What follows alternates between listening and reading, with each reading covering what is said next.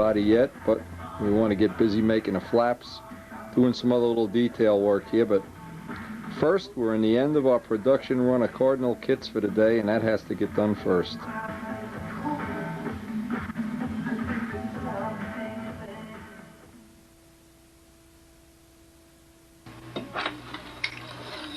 Now, I always clean the table real well, especially doing a job like this where we're going to actually be using the glass surface. I want to lay out the flaps.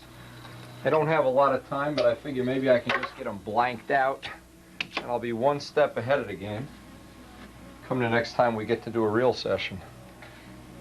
I have the center of the wing marked where the fuselage is ultimately going to ride up. I want to accent those lines now with a T-square so I know exactly where the fuselage is going to sit when I start to lay out the horn and the flaps. Now, even though I have these marked, this is a critical thing, and I want to make sure I get exactly where I want this to be. I want it to be dead 90 degrees.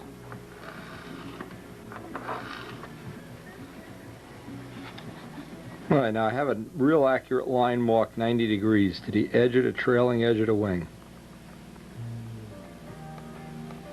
But we did this off camera on one of the previous tapes. I weighed up all the wood, took what I thought were the best pieces, and I kept one spare one just in case. Just for the record, these are 32 and 33 grams each. What I want to do, I want to allow for enough material for a fillet here, and I always find this tape handy to have. This will just plot out where the end of my flap, where I actually want the end of the flap to be. Again, it's just a handy way to do it. If you have a real accurate set of plans, which I hope sooner or later we're going to have a set, although actually if you have a kit, I'm sure they're going to be in the kit. But for the people that are pretty much working like Rudy Ryback, who works without even having plans, this is just a good way to lay it out ahead of time. Now that means what I want to have is the end of the flap. See, this gets complicated. It looks real easy when you see a kit, but I want to have a horn up right here, and the push rod going back along the body. I don't want to have it when this comes up that it hits the flap. That really looks terrible when you see that on a real plane, on a profile. Anyway, I don't want to have that either. So in effect, what I want to have, I can trim this off. It takes a little thinking to measure this all out and lay it out. Actually, it's a good exercise in laying anything out. I want to have the horn upright just on this side of the flap. So if I have it right on the edge of the flap itself, that'll even be okay. That'll give me enough clearance here. And I can have a fillet, roughly a 3/8 fillet on both sides. You think it's all so easy until you go and lay this whole thing out. The best trick I know of to have relatively warp-free flaps, and that word relative is always the word. Flaps always tend to warp. But the best way I know of that I've been able to get decent work anyway, is you always want to have the grain running on the trailing edge. So that means I want to cut this part of the flap. I actually want to have this happen. I want to have that cut up under there. So by laying this out by eye, I really only have to do this once and I'll just duplicate the flap. I want to have this dimension in here almost 3 inches, this dimension out here almost 2. So I'm just going to roughly mark this. Mark this up at 2.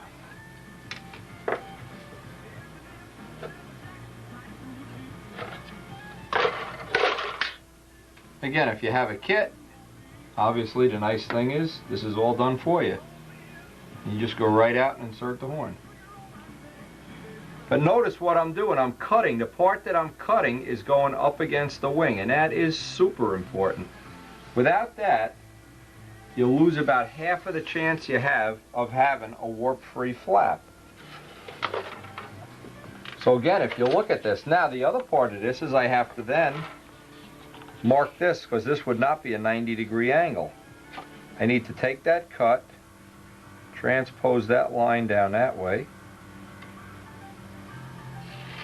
Boy, if there's only one tip you got off the whole set of videos, this would be the best one. Notice how this is cut. This is going to be the trailing edge. This is going to be the hinge line. Think of it this way, the hinge line should always be the part of the wood that goes in on an angle.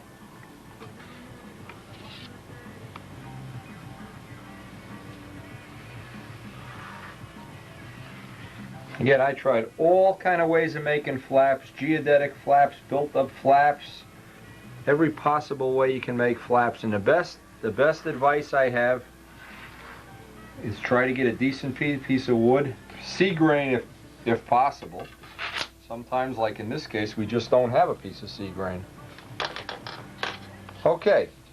I just want to verify, because whenever you cut the hinge line, what has to happen, there's no way you can avoid it happening, is you have to retrim the edge. Now, I always leave the tip oversized, so when everything is done, the last thing you do is true this up. If you don't have this oversized, and then when you get to the final assembly, this moves in a 1/64 of an inch, the tip will always have a little bit of an angle on it. Until that's permanently installed, I want to leave the tip a little bit oversized.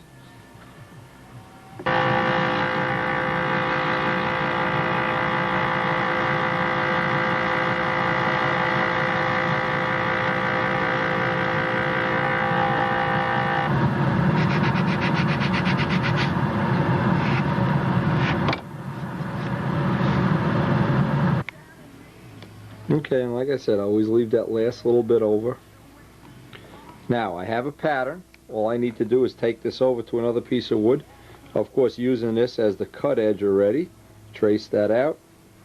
And I'm all in. Now, the side benefit of this is you always wind up, because you cut this with a ruler and true it with a sanding block or a sanding belt glued to the table, you always wind up with a real nice parallel hinge line as a side benefit.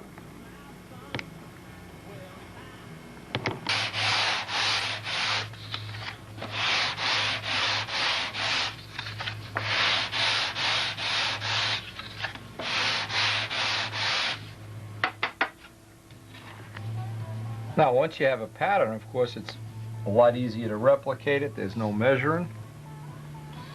But keep in mind, you still want to keep the edge of the wood that's already cut.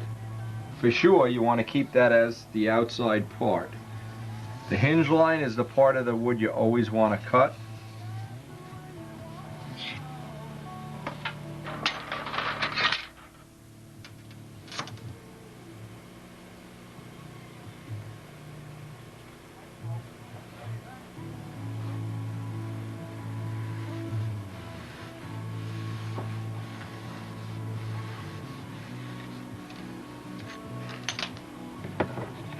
Now you should have two mirror image. They should be exactly the same.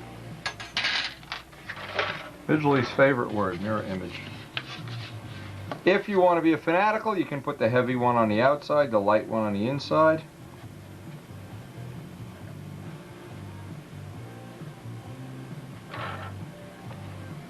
Now I'm trying, this is just a standard horn from a Cardinal kit, and I want to try to get the upright as close to the fuse as possible. But I still want to have some clearance, because I want the push rod to run on a side here and not get hit by the flap on the up and down travel. So obviously, this side here I'm okay on. This side I can just do a normal end. I have to try to get this right about 4 times already. It looks like that's what I'm going to be living with. So what I want to do, I want to notch in each side of the flap. In fact, I'll make the fillet just a little bit wider here. Notch in each part of the flap. And then what I can do is put an internal piece in here to fill that in. But what I really wanted to do, I wanted to have this right about, I guess I could do it like that. I think that'll be okay. See, this is the kind of thing, it looks so easy. And obviously the kit will come with horns. You don't have to go through this kind of stuff. You can just run the other horn out here, or you do it like a twister is. But this one I want the 1/8 inch horns on for my flying style.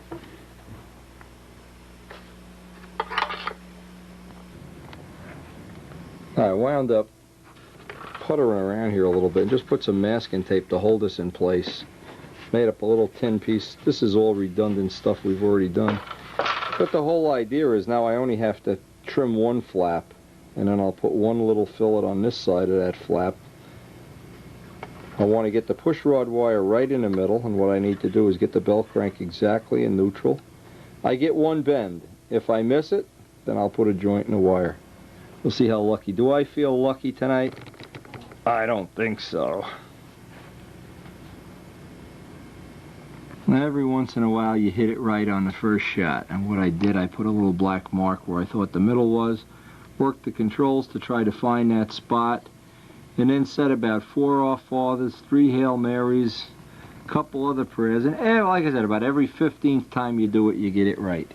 But the unfortunate thing is Karen is home now, and it's time to pack it in for the day, so we'll pick this session up tomorrow and see if we can get that horn installed. We get the flaps finished, the hinge lines done. Been a long day.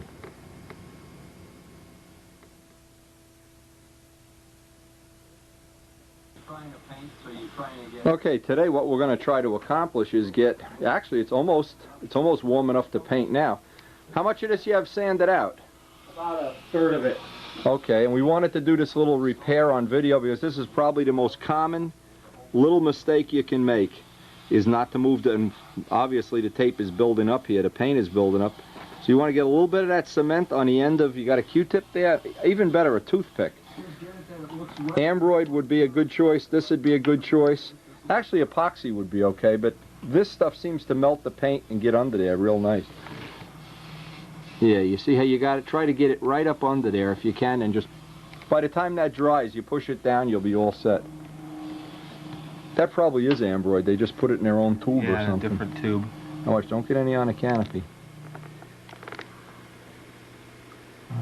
And if you keep after it like that, yeah, you can get plenty because it's going to ooze out. Just don't get it on the glass. And in 10 minutes you can sand that too.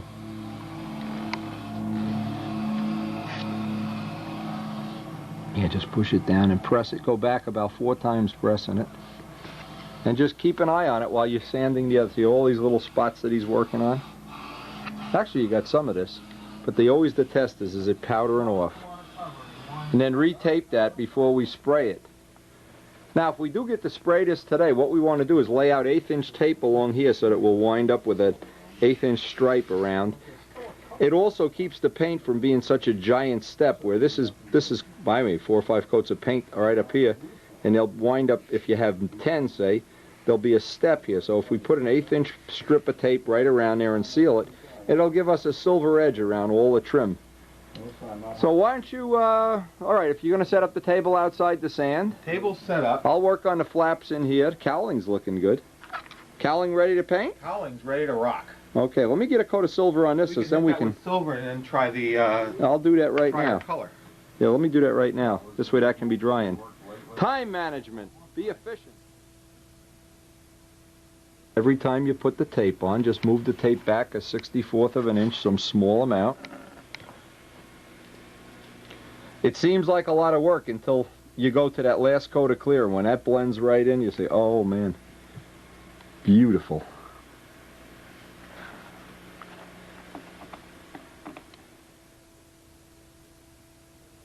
Okay, while Kenny's out there sanding, I want to get a center line, as we always do on all the flaps, determine which is going to be the inboard, the outboard flap, get them center line, and start my carving operation.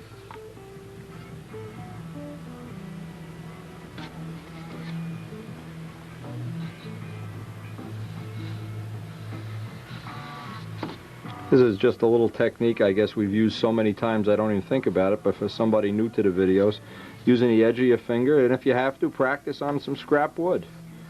Get that center line right down the middle. Believe me, last night I was working on this late and I really lucked out by getting this bend in the wire the first time, but needless to say, if I didn't, I'd have to put one of the joint connectors in there. But there's just tape holding a horn on now. What I want to do, I want to lay out and just get a rough idea where these flaps are going to sit. This one I can put right in the edge just like a normal plane, normal full-size plane. This one I'm going to have to, oh there's the phone again, I'm I'm going to have to cut a piece of this off and then add a little cap once the horn is installed. Okay, first thing I want to do is lay out the hinge lines, and the way I always lay out the hinge lines, lay out a piece of 1/8 inch tape. And this just happens to be some colored tape that we're trying to use up because it really wasn't appropriate for what we were using it for.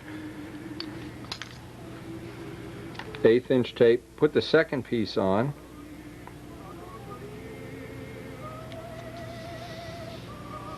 When you pull up the first piece, you wind up having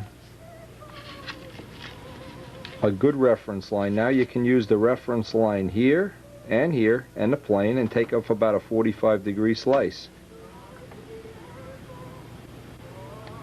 Okay, now the last thing, of course, is pull up that one extra piece of tape.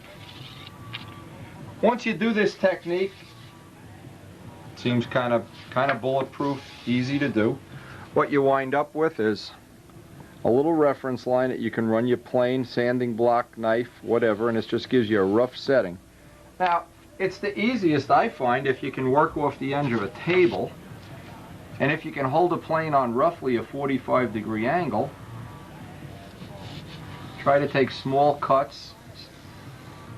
The trick is not to hold the plane straight, hold it on kind of an angle. Take very small cuts, don't press hard. And as soon as you see you're anywhere near the tape, then you could finish it up with a sanding block. Okay, that looks like it took 3 slivers. Take a little sanding block. This one's worn out.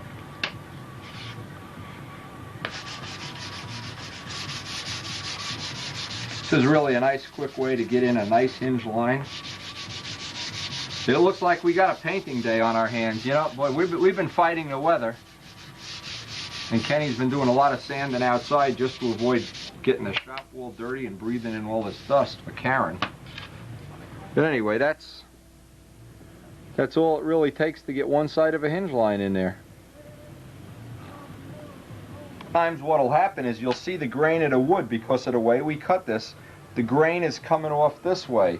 So you want to, if possible, you don't want to cut into the grain. You'd like to cut the other way down the grain. So a lot of times just by looking at that, you can make the job a whole lot easier, a lot more predictable anyway. Now I had even thought at one time of making up a plane with a little 45-degree balsa block on one side so it would hold 45 degrees. But after you do this a couple of times, I don't even think you need that. Now see, I've gone a little bit too far here. I'm into the tape already. But still not a problem.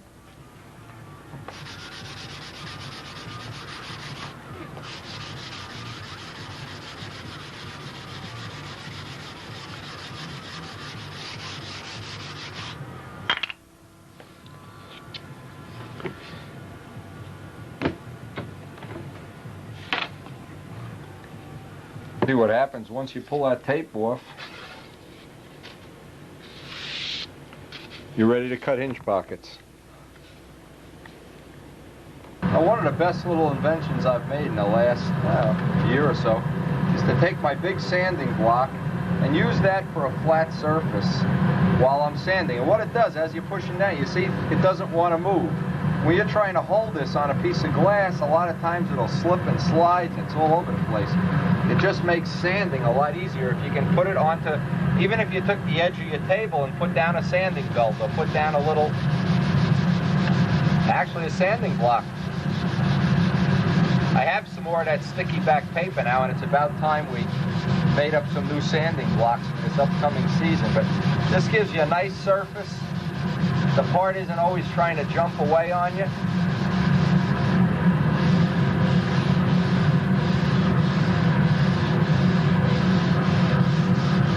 Now again, even a sanding block, I have sandpaper on the sanding block, it holds that in place. So there's a lot of little, subtle little things that'll just make the job a lot easier for you.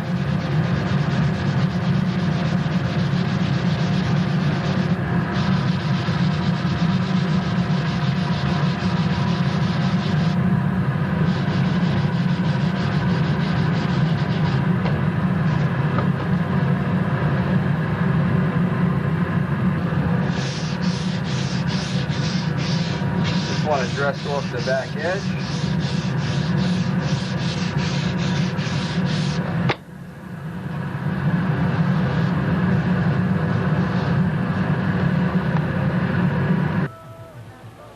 Now I'm trying to do the other one, the trailing edge, with just really thin, and you really can't take a whole lot off. You want to make sure that the plane isn't gouging in. Well, it just gouged in. I like to get as much big stuff off. Really can't take a whole lot more than that.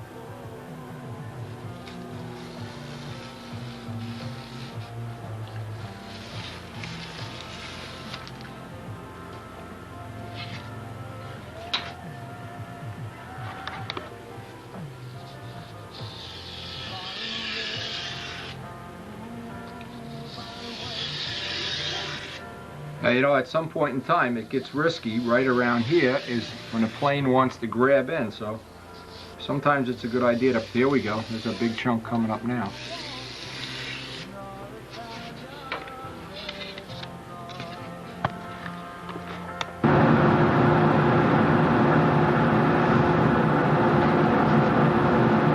So what I try to do is even it up so I have the same amount on each side of the center line as the final cuts before I radius that back edge off.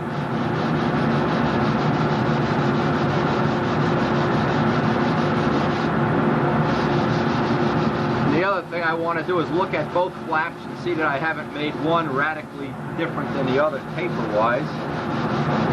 You usually do that just by feel.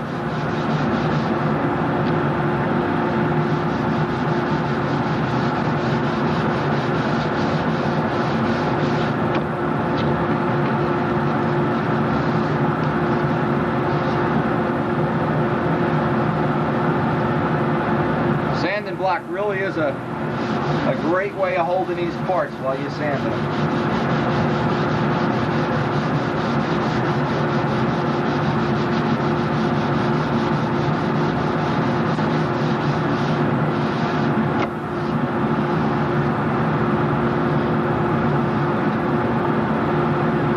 Now once I'm satisfied I have that all cut,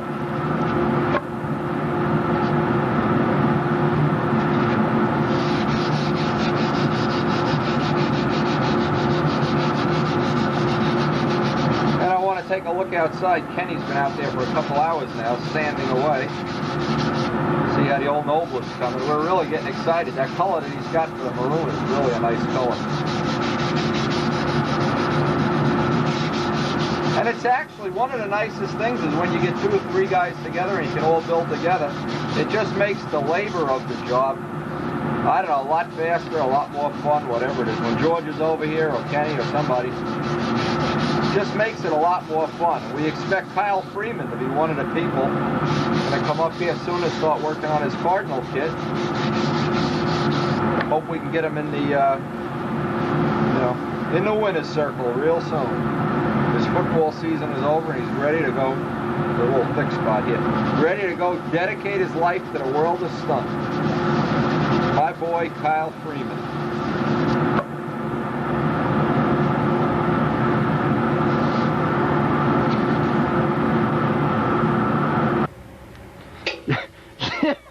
You look like the Iraqi germ warfare guys looking for bombs out in Wendy's backyard. I am Iraqi. Oh, I like Saddam. Saddam Thompson out here. How's that coming? Hey, how's that coming? Are we ready to paint yet or what? Okay. These nets and... Well, hey, that's what you have to do. What do you think? Michelangelo just took a bucket of latex and painted the Sistine Chapel? It takes time, baby. Yeah, okay. Just keep grinding away. We definitely can paint today. You got the top done yet? I'm working my way back. See, what's nice is the fact that you have the yellow. As soon as you see the yellow come through, you know this is still a little rough in here. And don't let me forget, we got to mask that off. Actually, you're making real good progress. I got the flaps knocked out in there, so I'm going to start laying out the horn. Try to get that done. Let's see how I got the canopy all masked off. Okay. Fillets really came out nice on this. I got to do this area and then the rear. Okay. little by little. Just takes time. You wish you could put your life on fast forward like a VCR here and just go and be back inside and done and ready to spray. Servants are the answer. You're right, Ken.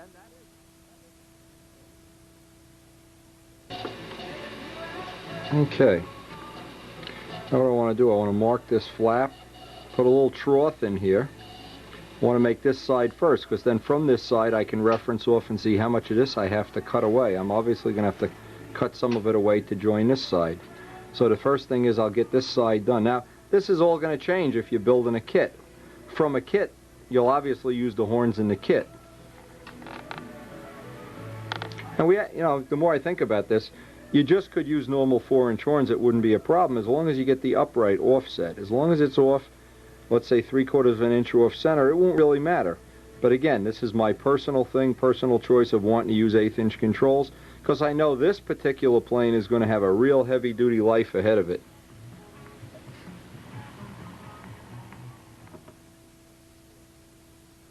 Now that tells me how far back I have to take the trough with the Dremel tool. Just take an 1/8 inch bit right in there and make a trough. This is the the Dremel bit that always seems to work well for cutting those slots. Now keep in mind, they make these with pointed ends, flat ends, all kind of, and one with a round end will mirror up the image of the horn if I get that just right, and it'll be a nice tight fit. You don't want to have a big gap behind the end of the horn, a big air pocket, that's for sure. Now another thing, looking at all those woodworker catalogs that I put on the, I don't know, a couple videos ago, a video ago, they had all kind of Dremel ends that you never see in a hobby shop. All kinds of cool little ends and edges and diamond bits and stuff that jewelers would use. So one of the things I think I'm going to get for Christmas is have Karen get me, a nice assortment of all the ones that I have that are all worn out. Now, believe it or not, I did a little finishing demo for Scott Smith years ago, and he gave me these diamond carbide cutters, a whole set, rough and smooth. These, by the way, work super good in the real world. There's only one problem. I got these as an award, so I never use them. So I'm sitting here with a couple of cutters that are all worn out, and I have these sitting on my desk. But hey, from Scott Smith, I really appreciate it. That was really a nice gesture. And I will get a set I can use. Karen, Christmas is coming. Christmas.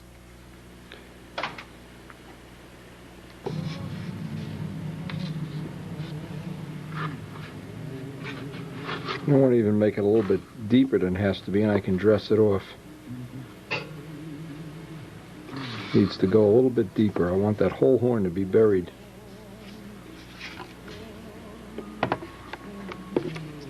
Yeah, I can use like one of these popsicle stick things.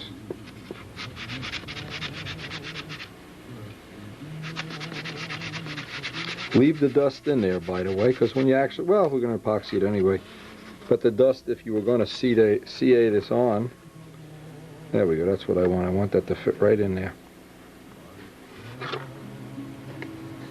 What I did with this notch is I put a couple of coats of thin CA in there and then just let it kick off. Don't hit it with kick or it bubbles up. Just dress this edge off. So now I still get a nice smooth fit right on there, no interference. And now I want to make an end cap out of a piece of 64th plywood. That'll be a nice easy thing to get on there. Then I can start working on the other side. Yeah, just leave it a little bit oversized.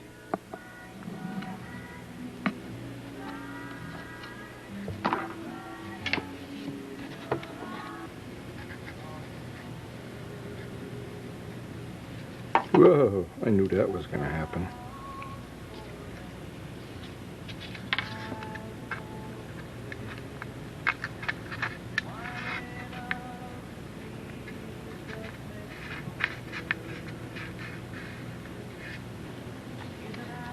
You can press down on it and make sure that joint is nice and straight.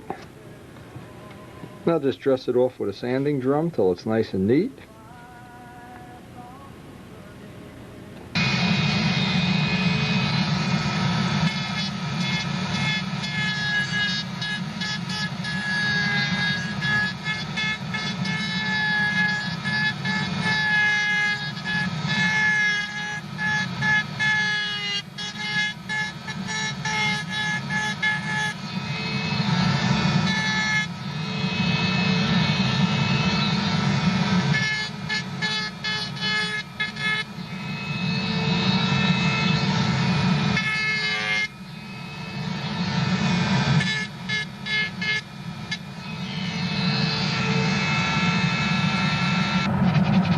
the only other thing I have to do, I have to relieve some of this for the bend in the wire. I always try to get that as neat as I can, just so there isn't a big gap I have to fill there with filler or talc or something.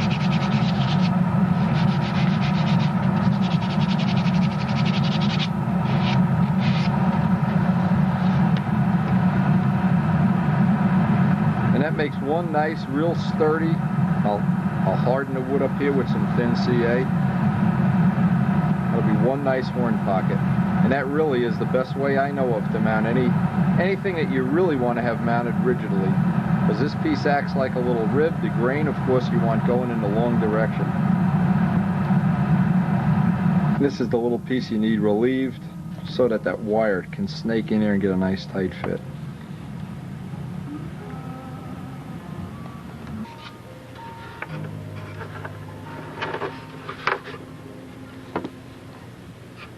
Now looking at this, I can see this flap is going to end. This is the fuselage. This is the amount I'm allowing for a fillet. What I want to do is complement that, and I want to have this flap end. You can see what I'm trying to do. I want to have the same edge. So I'm going to trim this one off right here. Make that same notch for the horn. Save this piece, of course. Put that 64th plywood joint in, and then just put this back on like a cap. And what I'm hoping is going to happen, even though I don't like to do it this way, I want to have the push rod. See, if the push rod rides out here, what happens, you go to give it up and you got to cut a big notch in the flap. I don't really like the way that looks. So I may have to put this push rod on from the inside, even though I don't like doing that either. Or I may have to make some kind of a little gizmo here so that that push rod is going to ride inside and I'll have full flap travel. See, these are all the little Mickey Mouse things you have to think about ahead of time. All right, let me cut this off and get that edge started. Now I want to save this little piece, but I want to dress this off and then cut that notch for the horn in here. Again, you might be thinking, why not just drill a hole? Yeah, that would be another way to do it, but this way I think I really will have the kind of clearance I want on here. I know I have to come back there with that gouge. Okay, I'll make the cap and harden all this wood up with thin CA and be ready to put on that final cap.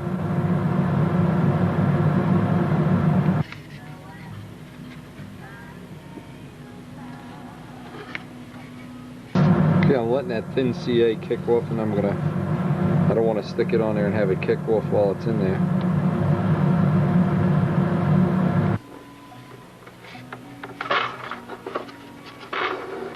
Okay, now the only thing left is get that little cap. Now I'll have to notch out the front for the horn. Get that piece glued in, and I see I have, well, just about what I want in terms of a fillet here. And I think that's a real good way to do it.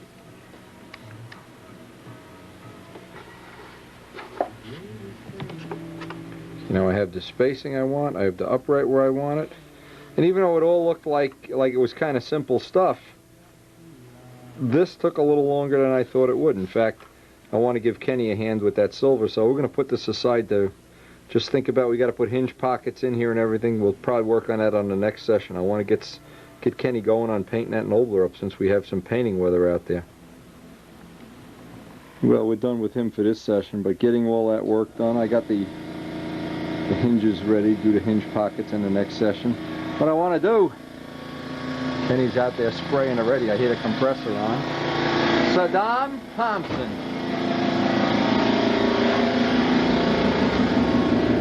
Ah, the smell of napalm in the morning. I think somebody just shot him. How's it coming, okay? Yeah, oh, starting to look nice, baby. Hey. Okay. Remember, go over any of the green or yellow spots, 2 light coats, not 1 thick coat. I'd be getting some paint in that tip weight box too, so that doesn't turn into an oil sponge. And by the way, we know where you're hiding those Scud missiles too. Karen knows where you're hiding those missiles. This is the whole Air Force right here. There it is. One nobler. Saddam's Air Force, one nobler.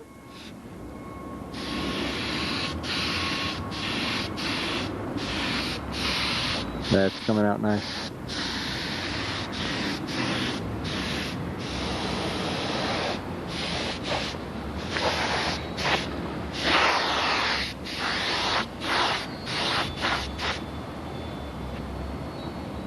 You happy with that? Yeah, it looks good. I don't see any big spots.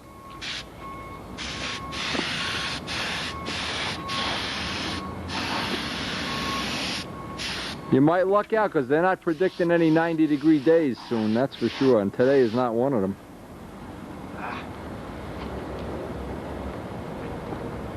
Okay, just leave it. Don't see what happened. You got too close. That's from getting too close. Just leave it. Don't worry about it.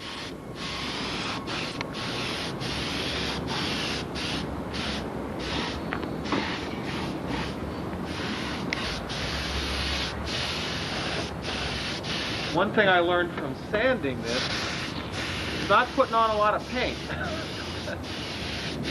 No, you see what you learned is, as soon as you touch it with sandpaper, you're done. The thing that's wrong is to put on 3 or 4 coats of paint and all of a sudden you're not sanding anything off. You're out of paint there. That's probably, you only had a half a gun to start with. Yeah. As long as you sand it off, you can put 1,000 coats on. God, I got another one.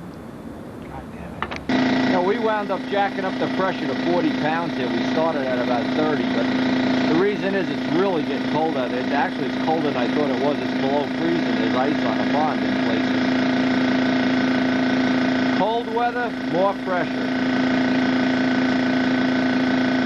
Get all your edges doubled too while you have it upside down. That's drying up nice. Yeah, it's going to be real nice. All the time you spend on the detailing, you're going to be real happy when this sucker's out in the sun this summer. You're in your string bikini or whatever. Here's the only other spot you're thin on, right here. You know about that, okay. All right, and they'll be ready to flip over, let it dry, we'll flip it over and...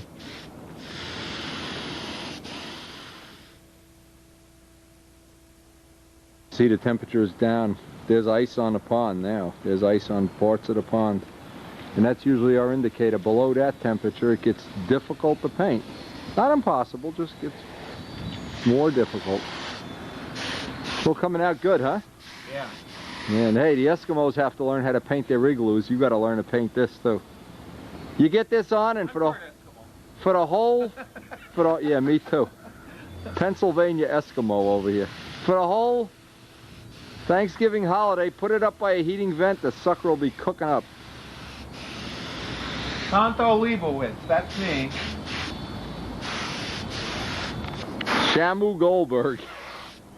Okay, yeah, you're starting to look good. Not gonna run? No, it's not gonna run. Just remembering, a lot longer for paint to dry, so don't put it on so thick. 2, 3 thin coats and always better. Now, as if we didn't have enough excitement for one day, Kenny's out there putting the top, and it starts snowing a little bit, and everything got wet. I don't have coverage. I don't have coverage over it. Just don't touch it. It'll stop snowing in a minute. Let's see what you guys see. Those little drops of water. When you get little drops of water like this, even if it's raining while you're painting, just leave them. Don't try wiping them off. That's the worst thing you can do. Look, you got some water. This is really melted snow. It just right in the middle of everything. It started snowing. I couldn't believe it. All right, just put it down, let it dry. It'll stop for a little while. And all you got to do is, you got a couple other spots you got to work on, right? Yeah. All right, let it dry for a few minutes, and let's just see if it's... We'll both look at it. See if it stops snowing. Places where it needs, and it's done.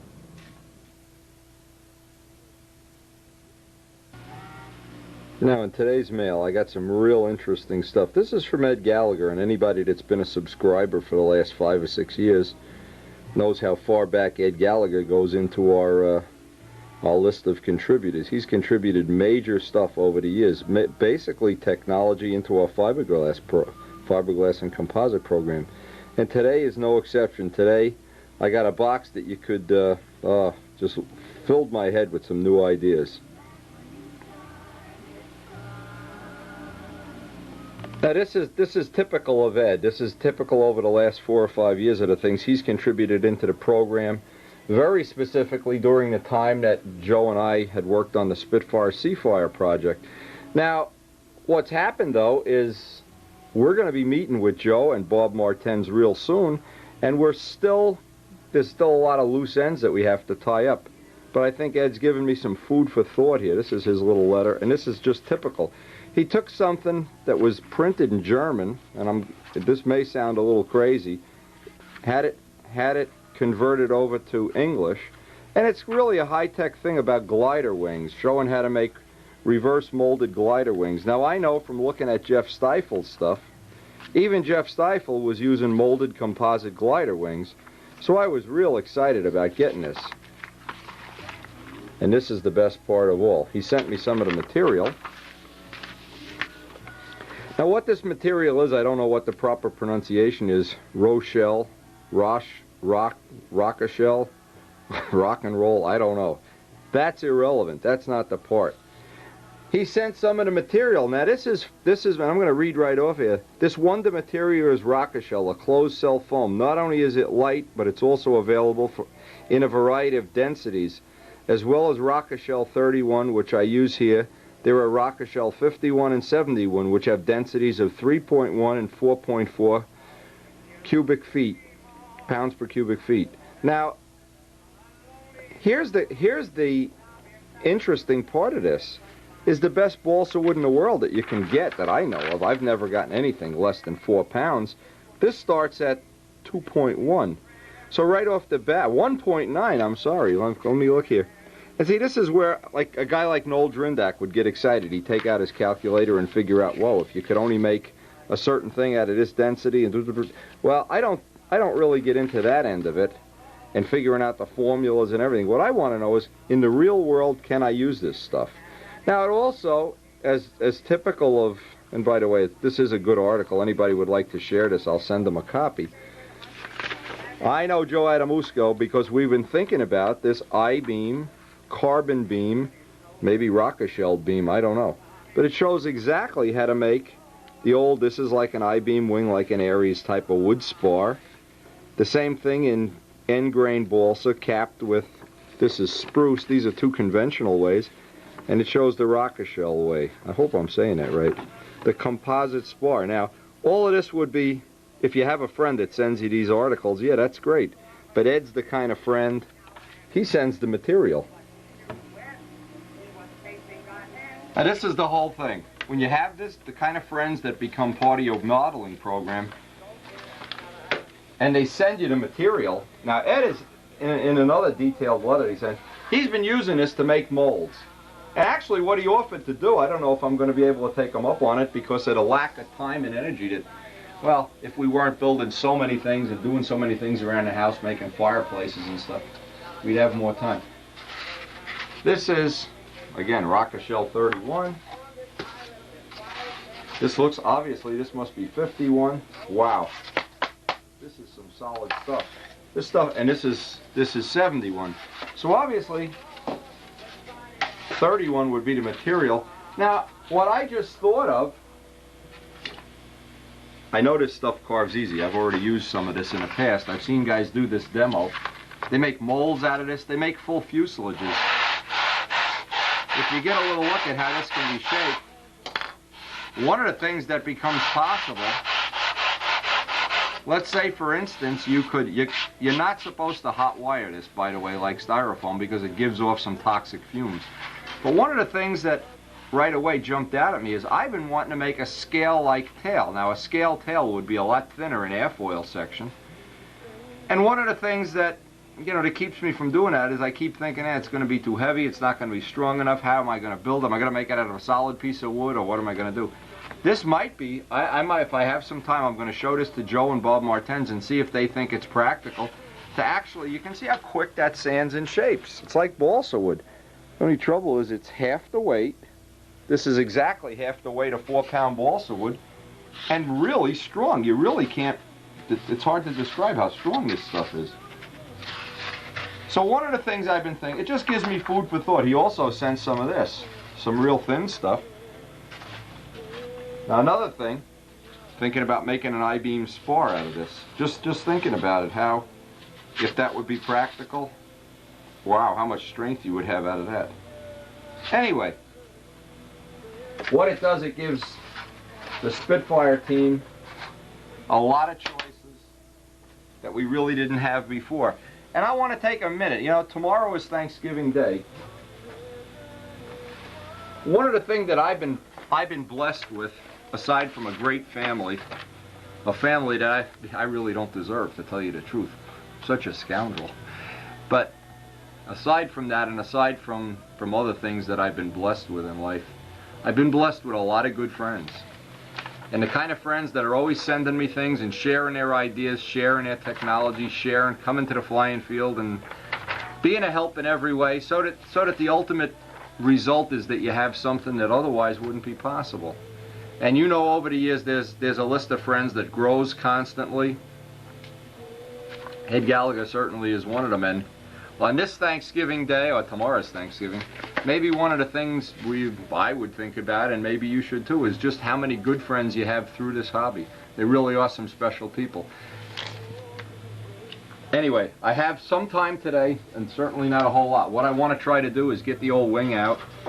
I want to get the flaps joined, figure out the hinging, lay this out, do a dry fit to see if it'll fit in the body. If I need to do any trimming, maybe even get it in the body today, I don't know. But it's going to be a short day, but I want to try to get as much done as I can. I put some tape up here just to simulate what the hinges would be, to see if I have good alignment on the two flaps. And it looks like it's close. It needs just a little bit of a push down. So when I actually do go to glue these in, I'll put that in. I want to make sure I get that as close as possible. I give that a little tweak just to make sure you can sight down it and see both of them at the same time. Still needs a little more tweak. You're getting this level now. Once this is in the fuselage, you can't really line up the two flaps easily. Lay out my hinge spacing.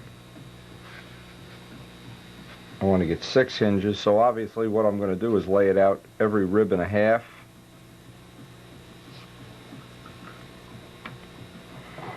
And we get one right on a rib. A rib and a half is about right for a ship this size. And we got that nice little tool we made up doing the Brodak Nobler.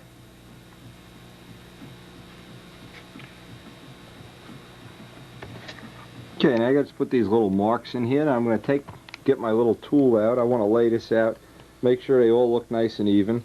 So I can't really do a mirror image here. Well, I really could, I guess. I could just flip it over and do one, but I wanted to make sure I wasn't off.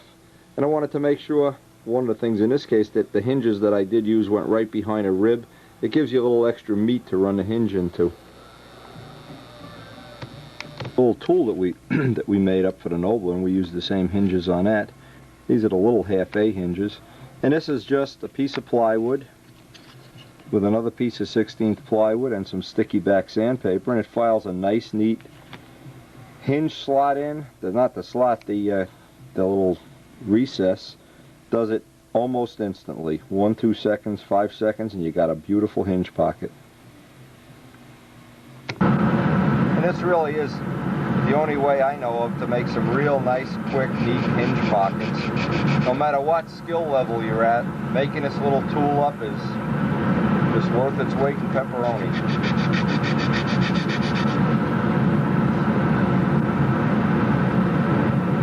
I'm excited about that new material. I'm just trying to envision how I could make a scale tail up, possibly use it in other areas, maybe make the mold for a top block. 1.9 cubic feet density. That's either a third or a half of the best balsa wood I have.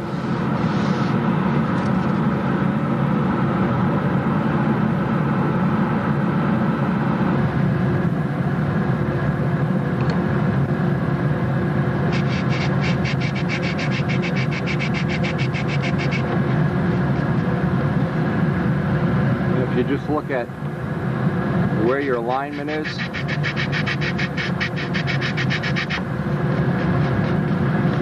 now the next thing is going to be to transpose that center line, lay a little ruler over there and continue that center line so I know where I want to stick that little knife in and make a hinge pocket. But that's really a nice way to do it. Now I've been experimenting with see if I can catch this on the camera. What I did, since I can't hold the ruler real straight, I tape on the machinist ruler, and I can get that little piece right in there and get a nice center line working right off the main line without and still only have to use one hand.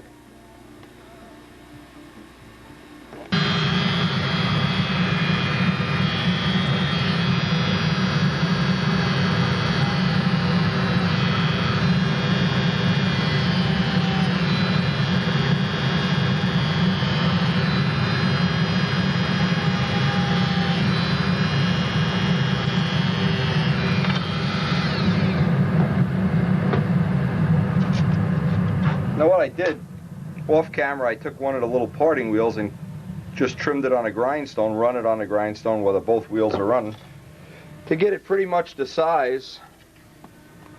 The parting wheel just seems to cut one nice slot. Now, it would be nice if we had our tool. We had this great little fixture that held this up in place. I looked all over the shop. Somebody borrowed it. This is building season, and they never bothered to return it. Very handy.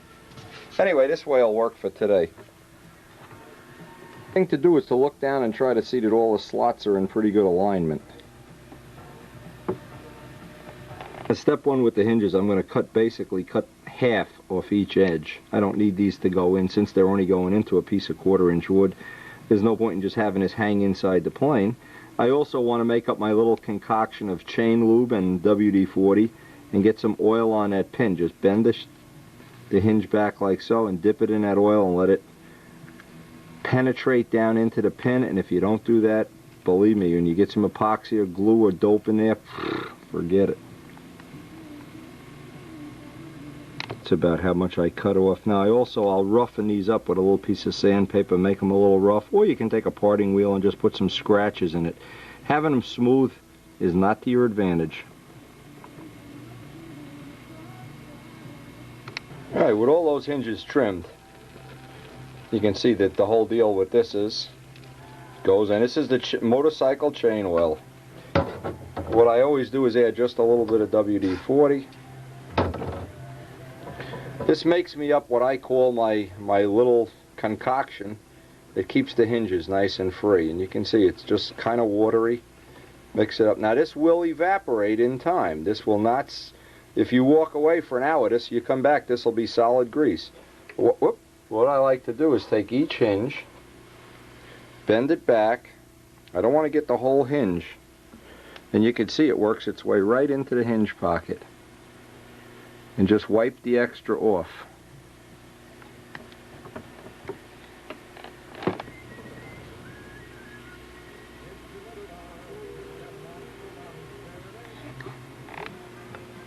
See it walking down the pin? Capillary stuff.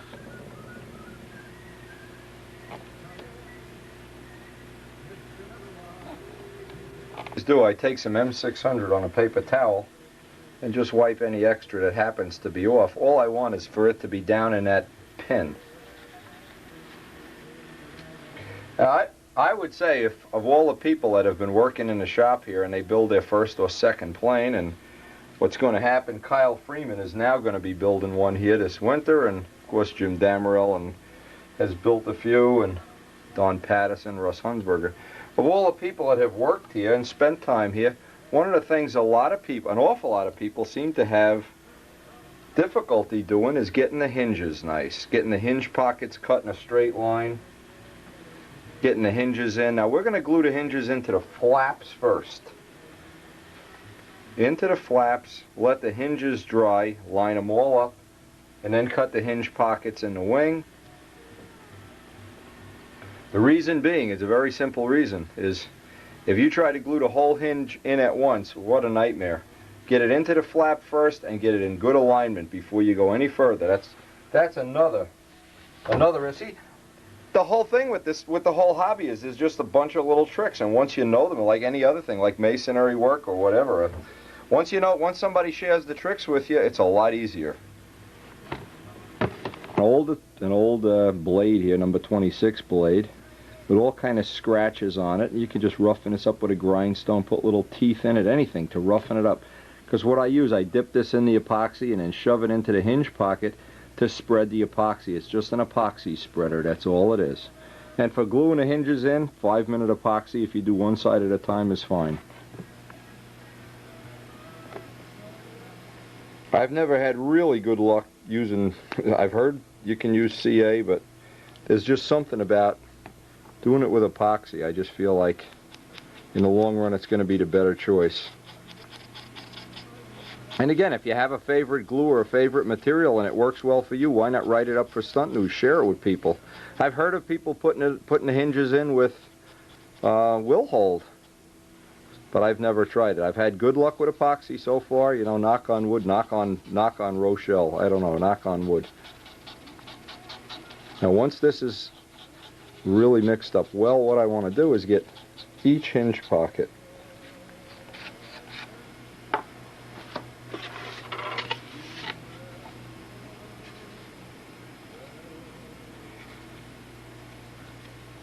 And just pack the epoxy down in there.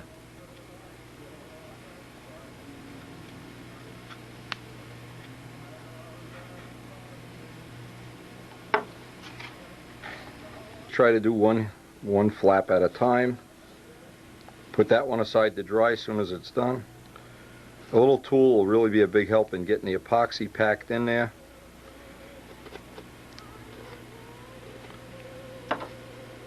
Then I want to get alcohol and a paper towel. Get it all, I have it all ready off camera so I can, before the epoxy kicks off. Again, if you feel like, here's another tip, if you feel like, gee, I need a little more working time, just use the slower drying epoxy. That gives you about 15-20 minutes working time. But I still really think epoxy is the way to go here. And having that little oil on there is such a big help. Now, I haven't lined these up yet. I'm just going to do one flap per mix of 5 minutes. I don't try to, you know, be a hero and do all of the hinge pockets.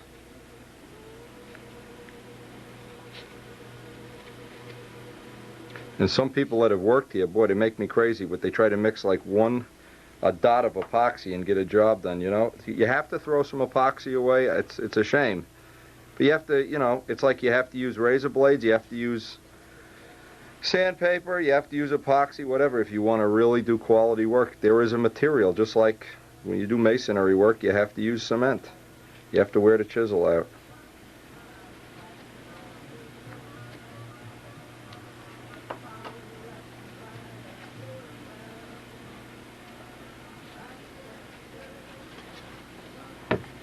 I get a paper towel, some alcohol.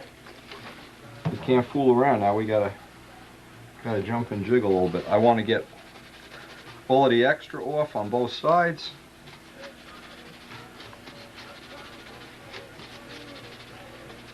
Flip it over. I've already sighted down. The hinges look like they're in real nice alignment, but the other thing is once I wipe this epoxy off, I want to make sure I haven't distorted them any. That parting wheel makes just a big enough cut that the hinge can kind of sit in there nice and straight. Now, what I want to do is line this up on my table and see that they're all, that one's a little off, that's off, that's off.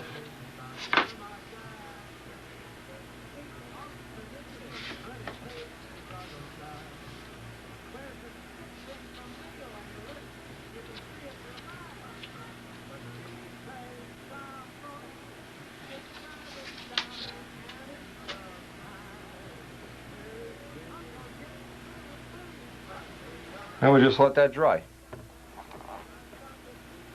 Now while this is setting up, babysitting, I'm getting them all lined up with my big ruler. I can actually make sure none of them stick out too far. This one's a little crooked.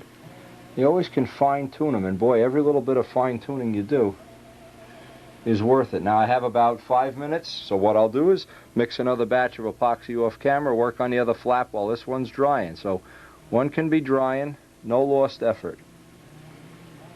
I can also sight down here and see just how good I've got the alignment this way. Okay, you can sight down here and you can see we got a pretty good edge. I don't know if you can see this. working right down at it. They're all even. They're all sticking up even, and that's the key thing. When they're in good alignment, you'll have those real smooth controls. If you picture looking down and one is this way, this way, this way, this way, it's like forget about it. I guess that's part of the whole thing too, is just figuring out in building in general. I know when we did construction work and I was learning the basics of construction, 90-degree, plumb, and level. And once you get that all figured out, the rest of it all seems to fit into position.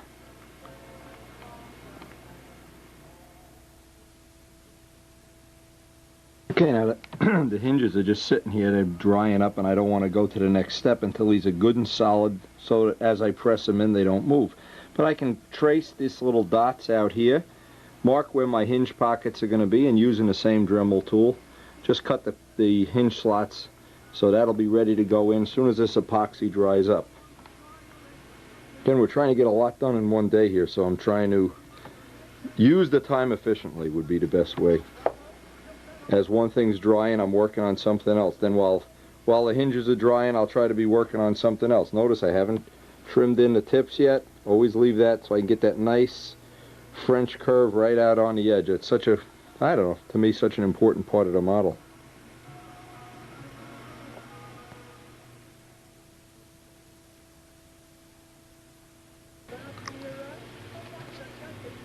It just gives me the reference, so I don't get these out of and miss some kind of misalignment anyway. Again, time management. Trying to take advantage of everything while something is always drying, there's always something to work on. Now once these dry, I try to check each one. Some of them have a little bit of epoxy in them. If they have a little bit of epoxy, you can pick away with, the end of a knife blade. These all seem free. Now if they're free, before I go ahead to the next step, I want to push them all down and just take that dried up chain lube, add a little bit of WD-40, and just put one little wipe right on the barrel. I don't want to get any on the part that's going to go into the epoxy, but this will ensure that once we get these shoved in, a little bit of insurance anyway. There's never really total insurance here. It's like the car insurance I have. They cover everything except if you have an accident. You buy flood insurance, it covers everything except the flood. I want to transpose these little lines back down onto the main center line. This gives me the reference to where I'm going to put the hinge pockets.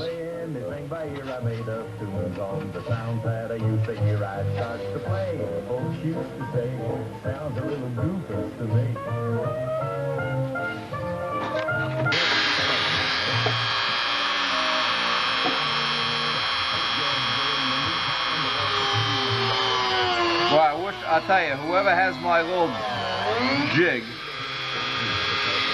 they're getting a spanking when they give it back.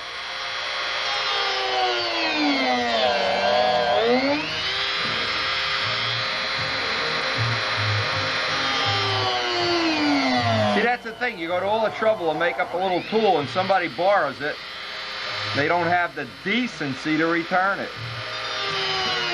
And I need it and I'm stuck. I'm doing this stuff by hand when I have a beautiful little fixture to work with.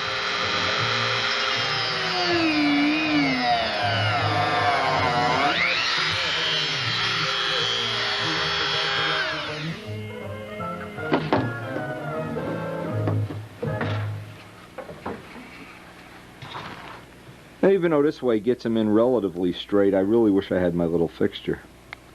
Well, you could use the other alternative, just never loan anything to anybody. That might be the way we have to go here soon. Now, I always like to start at the root here and just work my way out. Press right on the hinge. Don't press the trailing edge. You just want to force them in just enough. This one didn't go in, see? Brilliant, Wendy. Okay. Now what this does, it gives you two choices. You can run your finger down, up and down here and see if you have anything like that. Any ones that still need to be let's say the flap was lower than the wing, you could pull a hinge out, put a little piece of 64th plywood in there or something to jack it up. But to definitely get it, the whole trailing edge is nice and straight from both sides.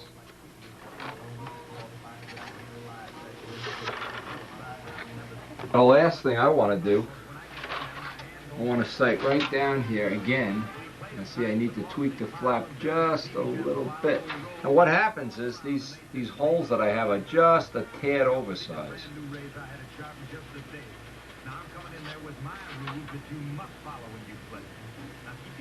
Right now it's real important to have that nice and straight. Also that I have the full range of controls. I don't have any glue in anything before I go and glue these all together. Same amount up and down. Hinge line looks nice and straight. I just dry fit this in here. Obviously I'm going to have to put a little slot so I can slide this in.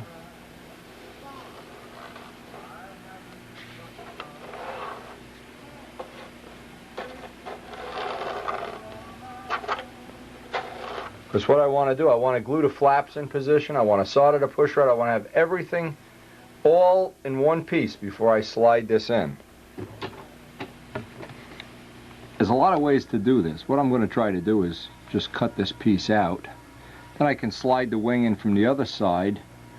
The flap's already glued in, the horn. Now, what's the problem is, and again, more little details, I always want the push rod to be facing in for centrifugal force reasons.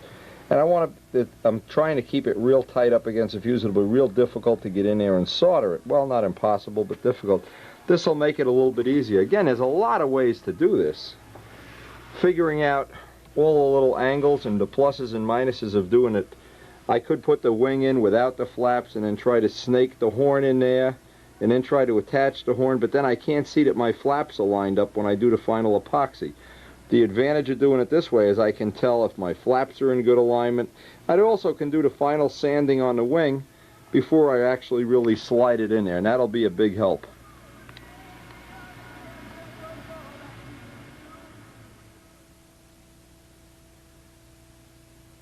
What I'm going to do is just try to take a lot of little slices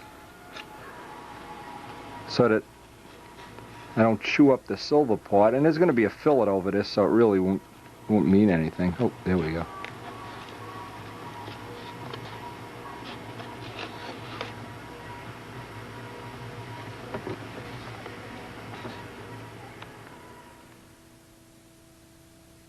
Now I've done a dry fit, slid the wing in with the flaps in place, and now I can take it apart knowing that I can get this all back together in one shot.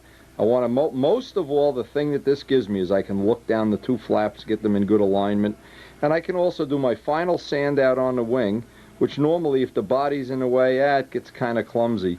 This will give me a little bit of it, maybe a saving of an hour or so. But anyway, I thought about all the different ways I possibly could do this, and this way looks like it's going to be, for all practical purposes, give me the most efficiency, considering the amount of time I have left today.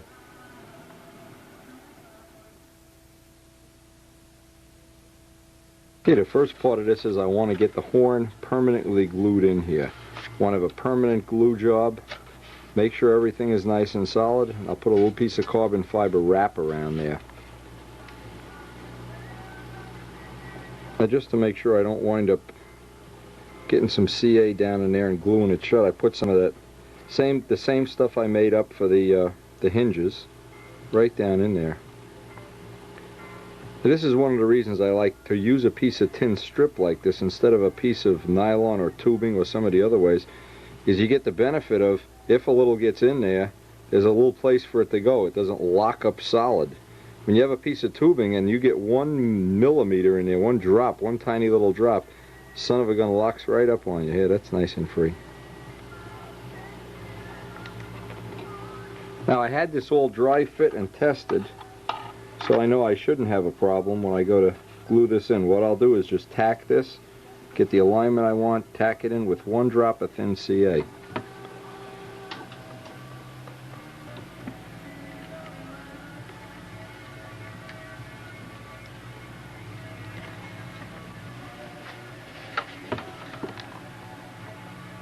Now I want to make sure there's no CA in there at all. That's perfectly smooth. That's why I haven't hooked up the bell crank yet.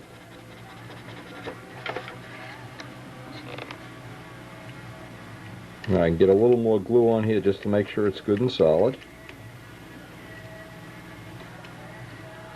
Again, each step of the way I'm making sure that's nice and smooth.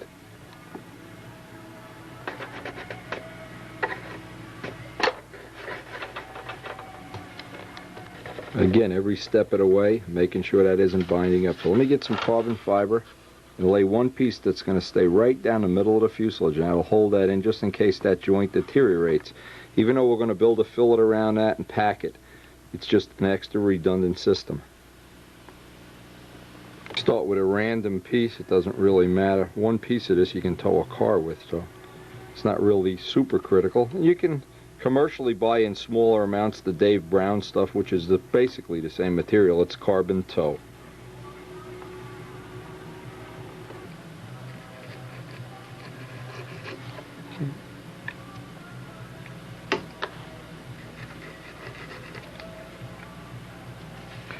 Well, proving that the tip always clogs up just when you need it the most. Oops.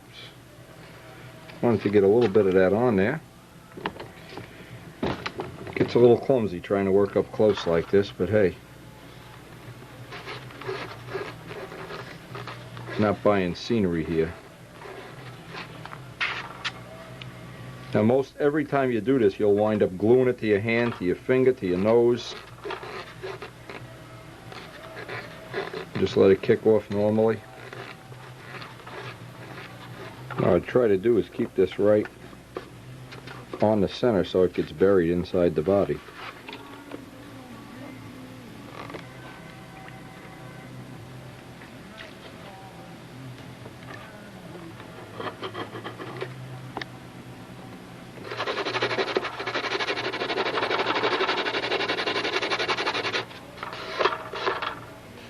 Last thing to do is hook up the push rod.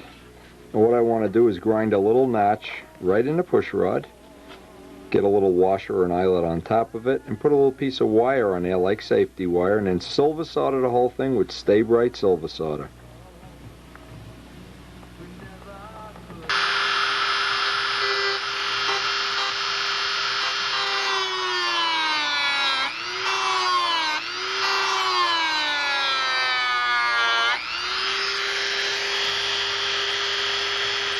Now I don't have any nice tight fit washers. Some of the 256 washers fit in that tight, but one of the things is this is a 348 nut that just about fits, so what I'm going to do is run a 332nd and 093 drill through there, press that on, and hope I still have enough room for the wire. This makes a nice external. When it's inside the body and you don't see it, well, in this case we're going to see it. We like to have a nice neat soldering joint there.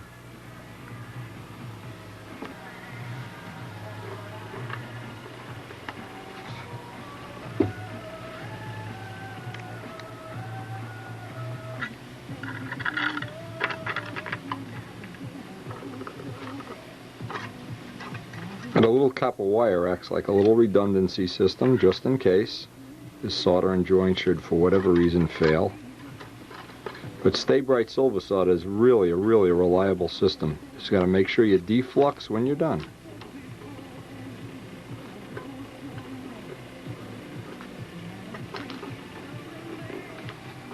That wire fills up the gap, so you would think even if the solder fails, you'd have to pull that copper wire up out of the gap.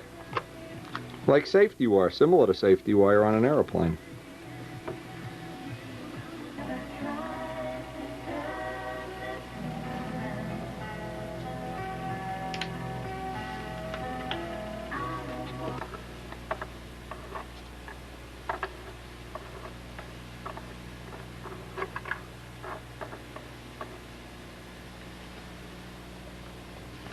Most important part of any Stay Bright job, get the defluxing agent, baking soda and water, and then clean it with some alcohol.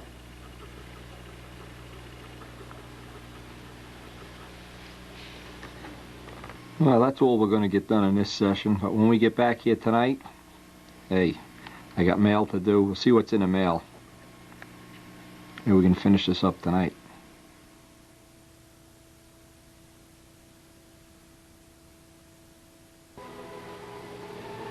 I'm back. And in today's mail, really neat. I'm looking, and I can't believe my eyes. I'm seeing Brodak control line flying. Check it out. Harding Aero Productions, 4782 Unity Line Road, New Waterford, Ohio, 44445. Phone number 330-457-1600.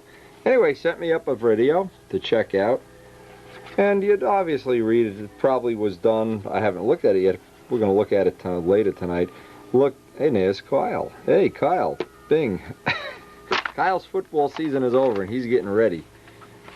All right, let's see. How long is the tape? Looks like a half a tape, probably an hour long. Hey, I appreciate all video. All video should go forever.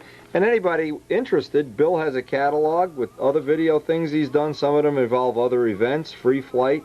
I'm hoping to get a couple more of these soon. Harding Aero Productions, especially being he's, I hope he'll be at the next Brodak meet too. Maybe we can really get some good footage. We'll give him the pro windy touch. He'll be spinning around. Anyway, hey, appreciate that a whole lot.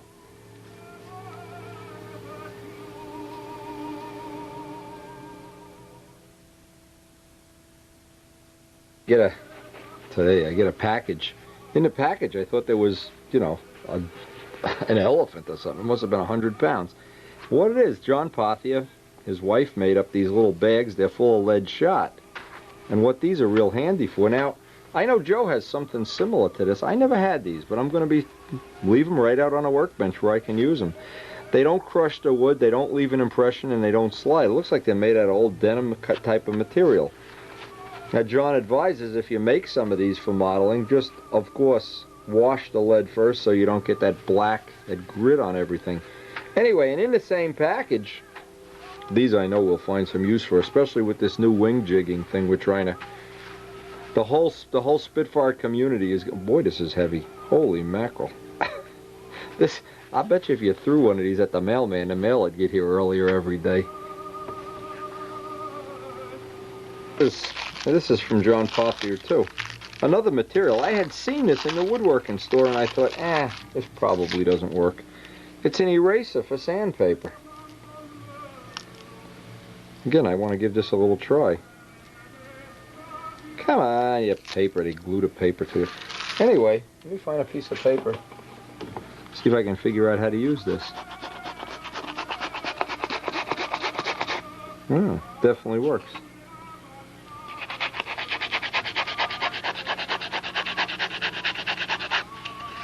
Boy, I'll tell you, Matt, if you could come up with a way of making sandpaper that it never wore out. Here, let me try this on one of the nail heads. These are the Bud McKnight now infamous sanding sticks. Oh boy, it takes it right off of a sanding stick. And he says it doesn't sharpen it, but it makes, obviously, that you're not grinding. Now, one of the things when you're doing fine finishing like Kenny is, one of the things you wind up to is you get a little ball of chewing gum on the sandpaper and then you're grinding away and all of a sudden you gouge it. And he did that there's a couple of spots on the nose we've been putting that green putty on. Anyway, another great little tool. Now the other thing, yeah, this is definitely good. I'll leave this right in the sandpaper block, in the box with the sandpaper. Anyway, the last thing is a material called, I'm making sure I get this right. Stuff is called C-Temp. A small company in Wisconsin advertises it in Stunt News, and I find it very handy for making templates. Now, it looks like a thick mylar, and because Kenny probably in the next, I don't know, couple of months is going to have to make 2 million templates, this might be a good thing to use. He says all you need to do is score it like sheetrock. Oh boy, I hate the thought of even doing any more sheetrock work. Yeah, he's right, it does. It cuts very, very much like sheetrock. You just need to score it, or tile. We're going to be doing some tile work up on that fireplace.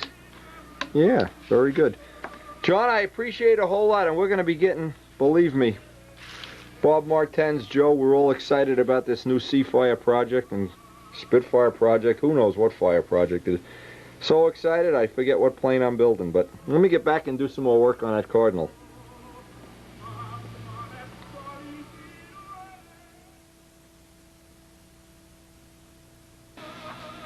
Now, before I actually glue these in, I have to tell you, This is the kind of stuff that happens all the time around here. I go to pick up my phone answering machine. No good. Time for a new answering machine. It basically took me about half of the night on the phone with Carlos to diagnose what was wrong with it. And I don't know if he's correct or not in saying it, but just deep six it and get a new one. Anyway, what I decided to do is I'm going to put these hinges in with epoxy and then pretty much call it a night. This has just been, you waste so much time when one of these electronic, these modern electronic little time savers. In fact, you know what I'll do? Just to make it easy on myself, I'll use the slow drying epoxy since it's going to sit overnight. Now see, that's another consideration you can always use. When you're not in a hurry to do something, if it's going to sit overnight, why not use the slower drying epoxy that has a little bit better strength? Well, I'll tell you, when you work 9 to 5, everything ends at 5 o'clock. When you have some kind of a little Mickey Mouse business, it never ends. Anyway, try to make the most out of everything, though. Anyway, I want to thank John again for those thoughtful gifts. They're really nice, and needless to say, thank him again for the Snoopy shirt that I wore to the Pampa banquet. I love that Snoopy shirt. That is definitely cool. Patricia, thanks a lot. Okay. Same exact thing. Where's the... Yeah, try finding it. Same technology, except I want to get some in by the horn too. A little toothpick. Can pack some down in by the horn.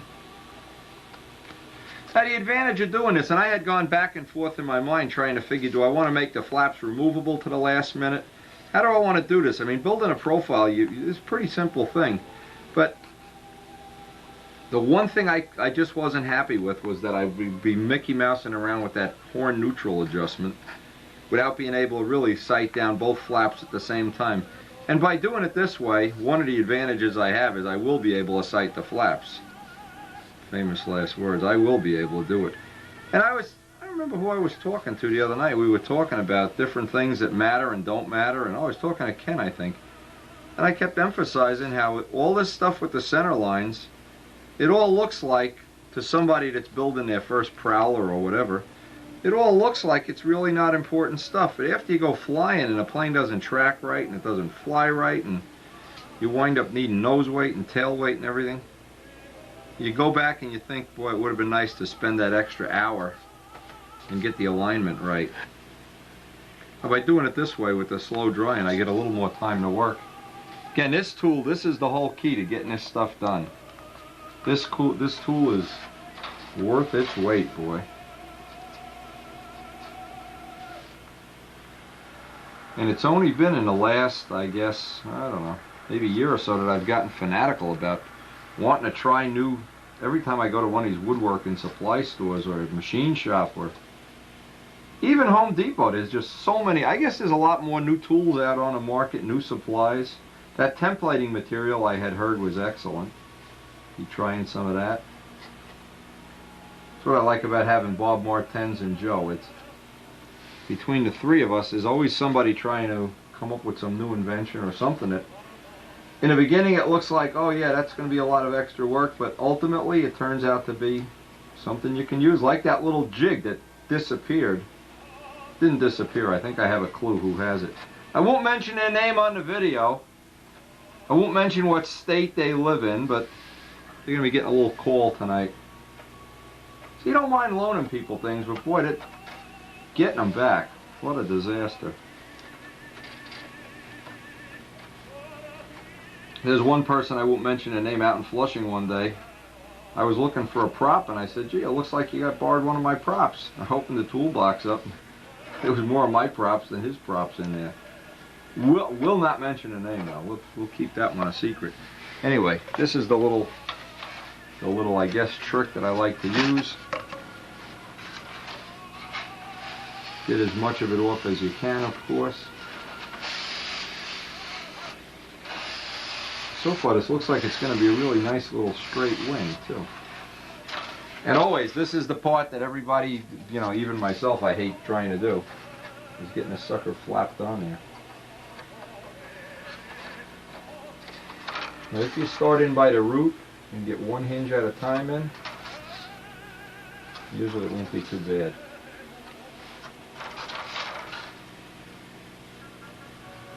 You ever notice you do this 100 times when nobody's watching? Goes right in perfectly. You have your friends over or you're doing video or something, all of a sudden every possible thing goes wrong. Now while I have it like that, I want to get Q-tips. There's that alcohol. Quit fooling around when you're doing hinging. I'm used to doing it with 5-minute epoxy, so I usually don't take my time as much as this. Now without even checking the alignment with the machinist ruler, I want to get most of that epoxy. The alcohol will help thin it and make a little seal in there.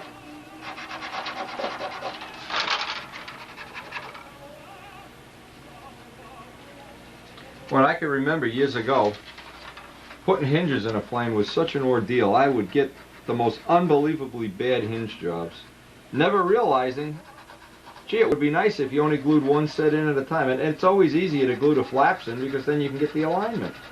Well, that's the trouble with being new, is if you don't know these little tricks, it just takes so long and it's frustrating.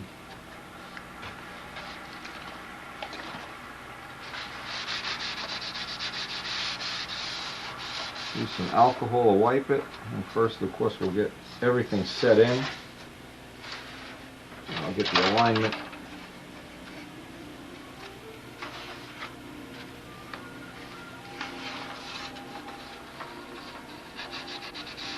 And I'm glad, another thing, we got all that painting done when we did, because it's gotten brutally cold out there.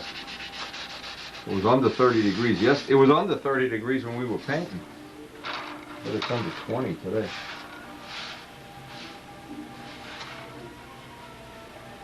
Okay, I'll do the other side off camera. Now, one good way to give yourself the best shot that you're not going to have sticky hinges is babysit this a little bit. The heat will melt the epoxy, thin it out, and you can usually absorb it up out of the hinge pockets relatively easily.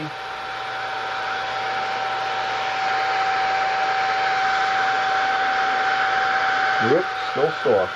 Still hasn't kicked off.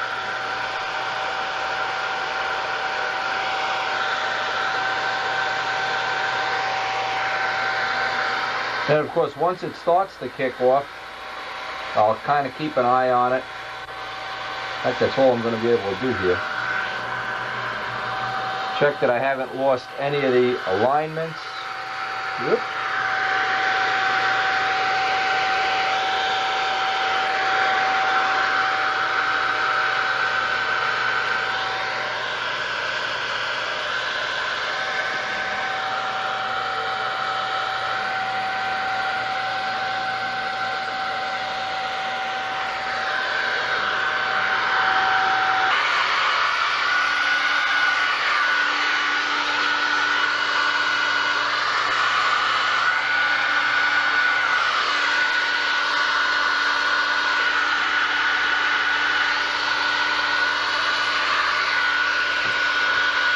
What I'm going to do tonight is just clean everything once more with alcohol. Usually the combination of the heat and the alcohol. When I get back here tomorrow, this will be just, they'll probably be locked up solid. Am I laughing about? What am I laughing about? Yeah, it doesn't feel too bad. I always save the epoxy. This gives you some idea of where the epoxy is in the drying cycle. But it won't matter, it's going to sit here overnight. And tomorrow we got to do the tips yet and final sanding, and that'll be ready to put in the body. So hey, it's been a good day. See you tomorrow. Now you're probably thinking, yeah, what's Dutchie? Yeah, Dutchie. This is my supper. This is it, baby. I have news for you. My wife is out working, and when she's working, I think I'm going to go down to. This is the now defunct. It cost me the whole night. Answering machine, to pound this thing, unbelievable. Anyway, I got to get a new one. So if you tried to call today and you heard, you know. All right,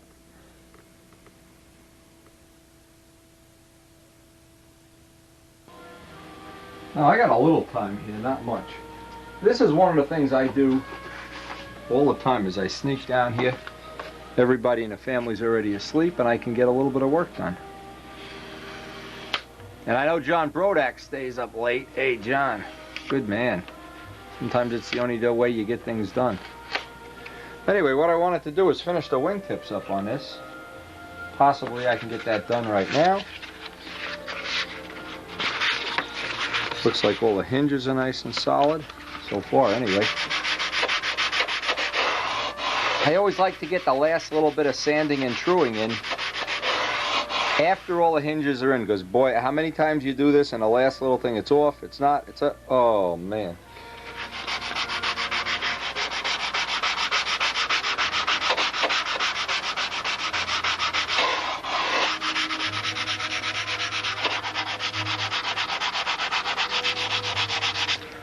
Now the next thing is, as I'm doing this, I want to try to taper and make sure I don't have any bulges. See, this has all got to get tapered in at the flap here.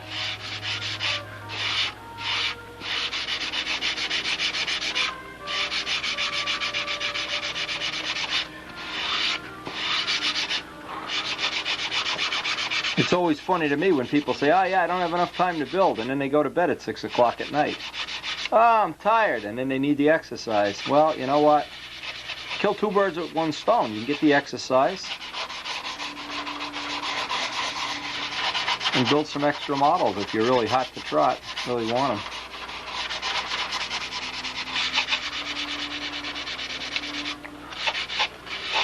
Now, obviously, I'll flip this over and do the other one, but it's the same thing as I'm blending this whole thing. I want to have blend right toward a center line. As soon as I have that center line established, I'll run some thin CA on the whole edge to hold it.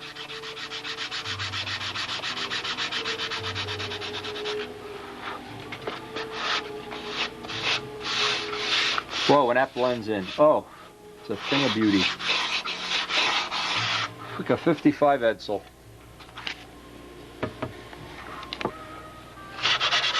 Let's see, the flap is actually higher than the wingtip at the tip. I need to dress that off.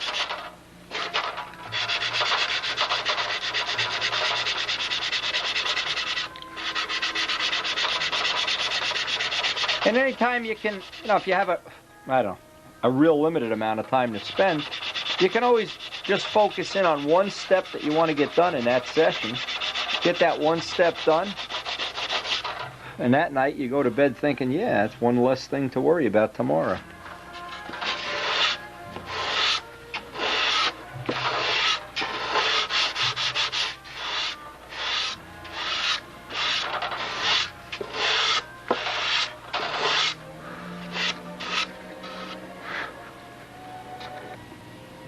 And to me, those wingtips, that's just one of the focal points of the whole model. And getting this curve just right.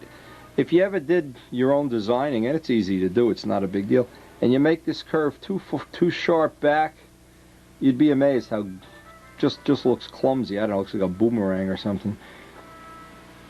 Make it too square and it just looks, I don't know, doesn't look like a cardinal. That shape right there that Steve Busso used to call the French cut, that to me, that's the defining part of the cardinal.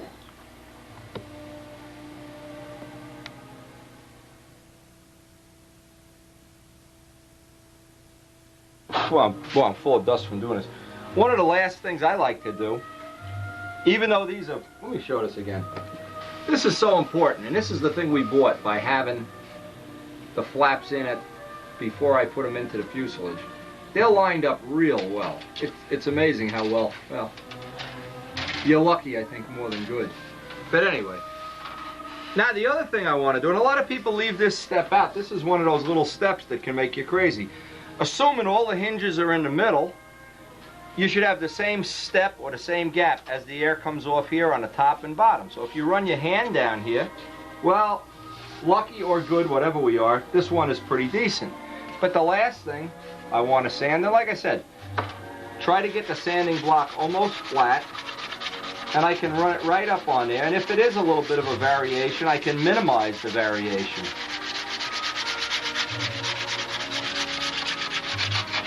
Now sanding the leading edge and the trailing edge and everything, I'll basically do that by hand. I don't want to be running a sanding block. Everything here is pretty level, but I don't want to start making it thin on all the high points. But the trailing edge, where the trailing edge joins the flap, and especially on the tip, so important.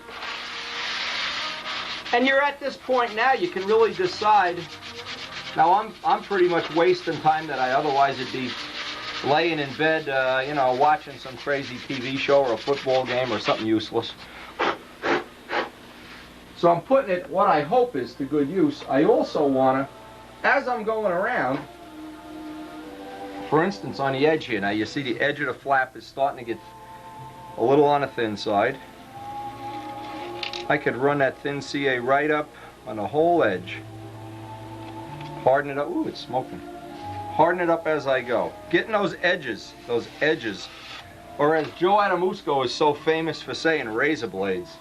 He used to love my Spitfire because it had razor blade edges and his was a little more rounded. Well, I don't know how much of that is performance, how much is whatever. Just the fact I like that aerodynamic thin look.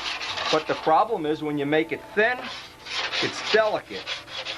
And in the course of this plane's life, you know somebody, probably me, is going to walk into a barn door or something with it. So you have a little bit of a chance of saving it if those edges are hard. Harden them up with thin CA.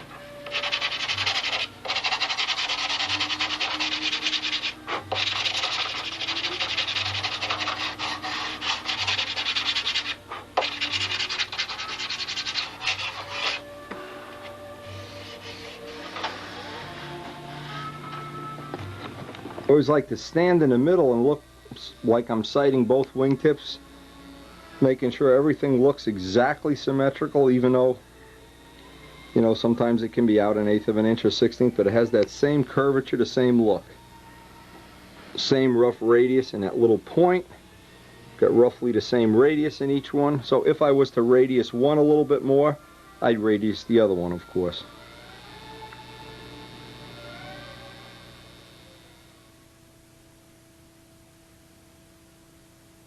Now the single most important thing in any wing of this type is to get all the edges where it's going to transition from silk span into wood radius before I put any dope on this, or before I even put the wing into the fuselage. The sanding sticks, the Bud McKnight sanding sticks that are blue, have a real fine, in fact this one's got a glob of glue on it.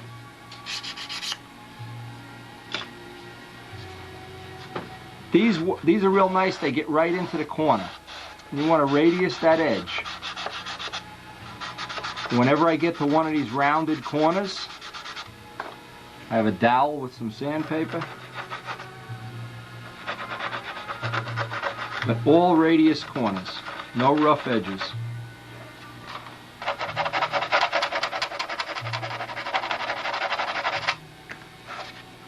When you're going into end grain, you really want to just do it very delicately, otherwise you chip pieces of the wood up. Try to true up the edge. All of these little details pay off in the final coat. All of the cap strip edges.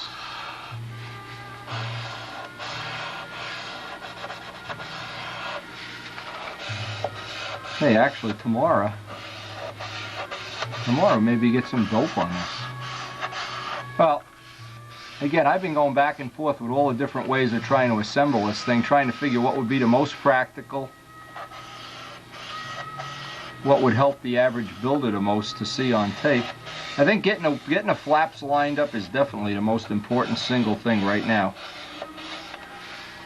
You get the wing and the body, work on the fillets. So I'm always thinking about what I'm going to try to be doing in the next session. Time management. Rudy Rybeck's got his guy cruising. I should have pictures of that soon. Rudy, get busy. Get some pictures out to me here, baby.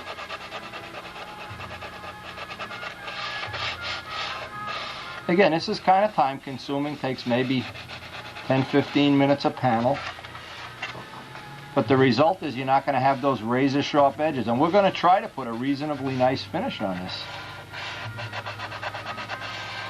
So I really don't want to have a razor edge where the paint's worn through, coming right through my trim or my lettering or whatever. And you never know when you're going to build a model that really suits your flying style, your needs, and you'll be real happy with it, and then you'll be saying, I don't want to build another one, I want this one to be perfect. So the answer is, if you make them all as perfect as you can be, you'll never have to make that decision. This is the step that a lot of people leave out. Run your finger on it. Every corner, get in all the corners with the old sandings. Nail files are so good. Oh, sometimes I wonder how I ever did without them. Again, that's just one of the things we've exchanged ideas on the videos. Doesn't matter if you fly an RC or if you're building a boat.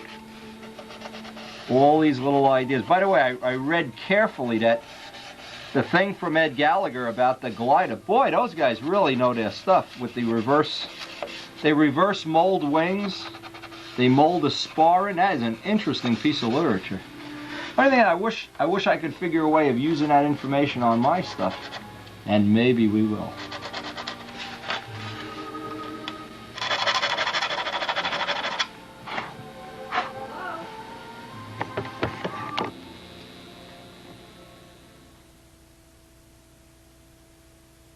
Now, I always want to clear out the hinge lines. You get a machinist ruler with a piece of sticky back sandpaper there, so I get a nice even joint. Now, you really don't have to do this when you do the parts. You finish them up to silver, and they're separate parts. But when you put this together, and now we're going to put dope and tissue on it, you don't want to get that hinge line touching, and then it just makes a mess. That one's tight.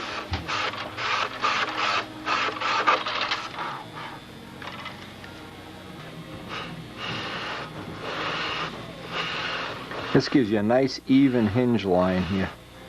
Because once I get all the sanding done, I want to try to get outside. Actually, it's dark already. And it's getting brutally cold. I want to get some dope on this. So I'll get all the smooth sanding done. Dress everything off, all the edges. Get everything dressed off with 320 or 400. And get some dope on this guy. It's starting to have a life of its own now. This is what I really... At some point in time, it really starts to, it's like, I don't know how to describe it. It starts to become a Cardinal.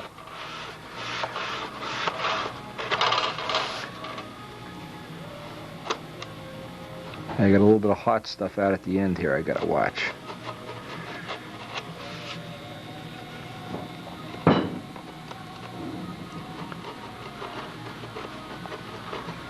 And just all little details. All these little things add up in a final product.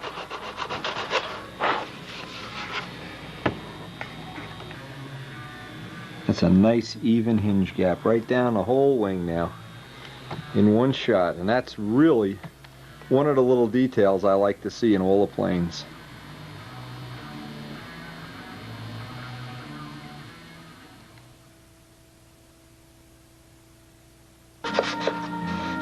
Again, I try to go around every little area by hand. Everywhere there's a cap strip joint, everywhere there's an edge. The corners.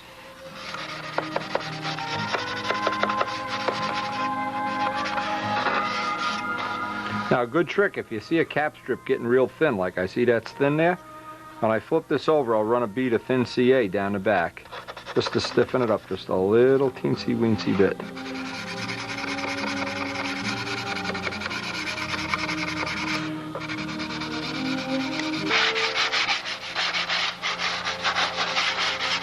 Yeah, I'm almost ready to put dope on this. I want to get that radius nice and smooth in the leading edge.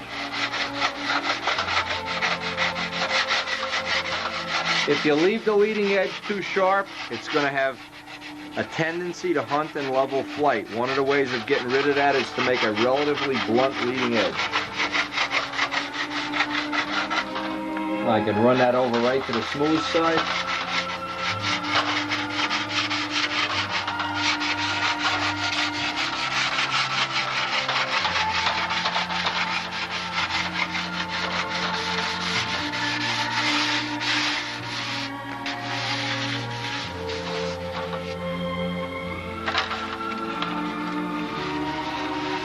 Yeah, this one's sharper. Again, what I've got is I've got CA on this leading edge. I'll harden it up a little bit too.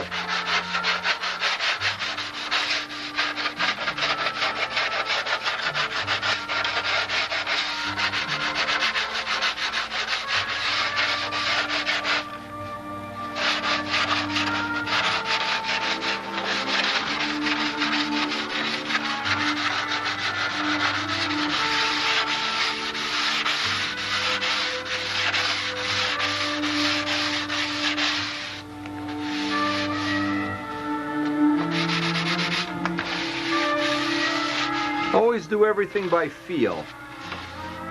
Same thing out here.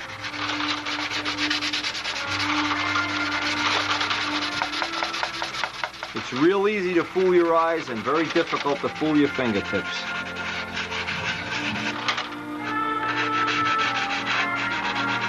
Making sure I keep those edges even.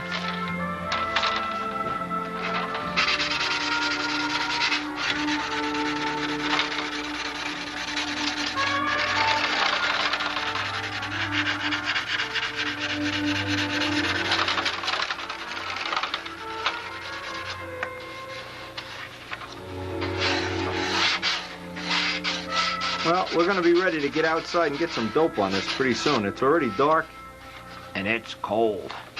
So I'll mix the dope up. I'm going to get this done before I get to sleep tonight, so.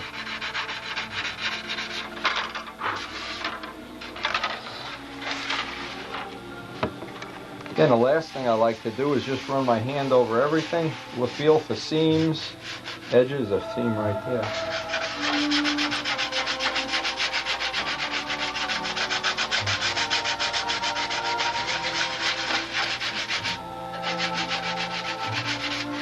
Anything that may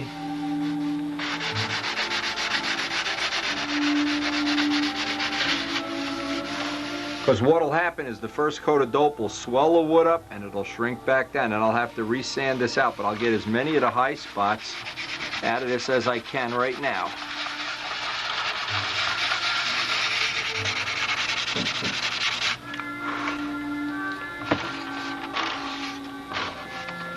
Another one.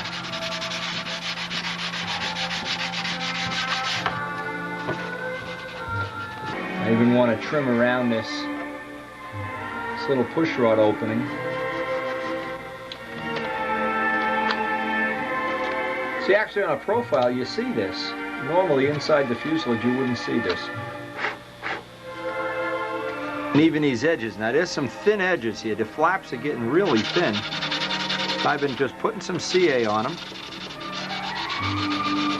Tapering this down. I want to get that nice taper so it blends from a wingtip to a flap.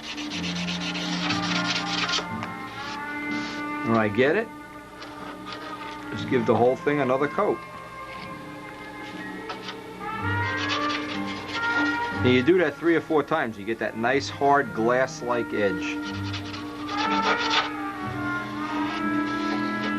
You look at the planes in the front row, they always have nice, really, everything comes to an edge and a point.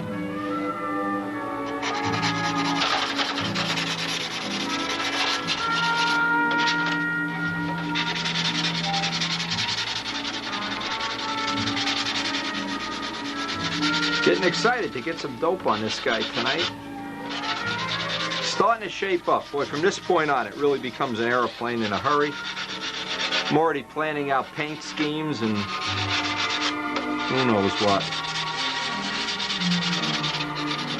Daydreaming, I guess, is the word. All right. Now look down those flaps.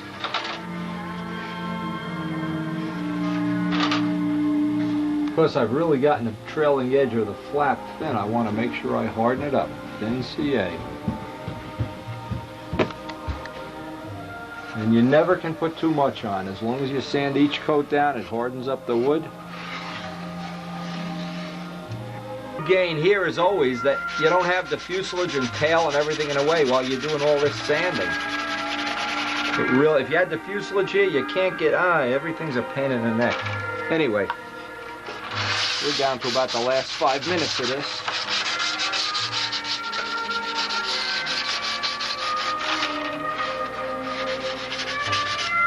And it really does, this really does have some nice blends and tapers.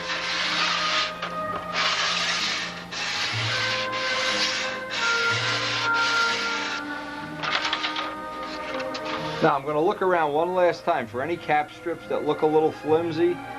Anything that looks like it might need an extra coat of CA. This one here actually could. In fact, I'll put it inside. The bottom is even thin. See what is, I got the wingtips real thin on this. So you know, if you have one side thin, you may as well do the other one. Harden the wood up.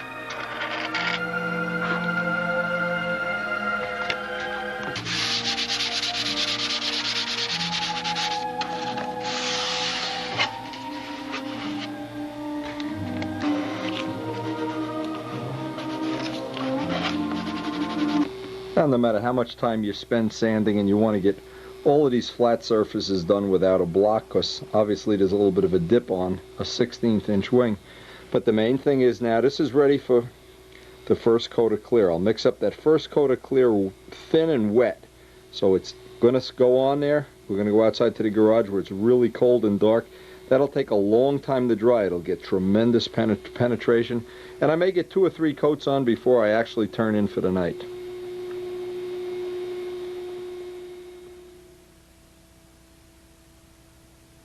Now, believe me when I tell you, it's cold out here. I put some extra thinner in this. This is this stuff I originally was using for the substrate, and I want to make sure absolutely that I'm getting the material thin enough. The problem you can have is to get the first coat on too thick. If the first coat is too thick, you're not going to get that penetration into the raw wood. Now, I really wish. I remember the days when we used to be able to do this in a house. You know, it's like a fond memory, but hey, the wind is really blowing out there. It's cold, winter's coming, and you know what? There's a famous saying. If there's something in life you really want and you don't have it, it probably means you don't want it bad enough. Let me see if we gotta use the old motorcycle here for a workbench. I want to make sure this first coat is going on really, really thin. Down into the hinge lines, in the hinge pockets. Let's see. It really is nice and thin. And again, here's a couple of the mistakes you can make. Aside from having the material too thick, if you put this by a heating vent, the first couple of coats you don't want to have by a heating vent. You really do want them to take forever to dry.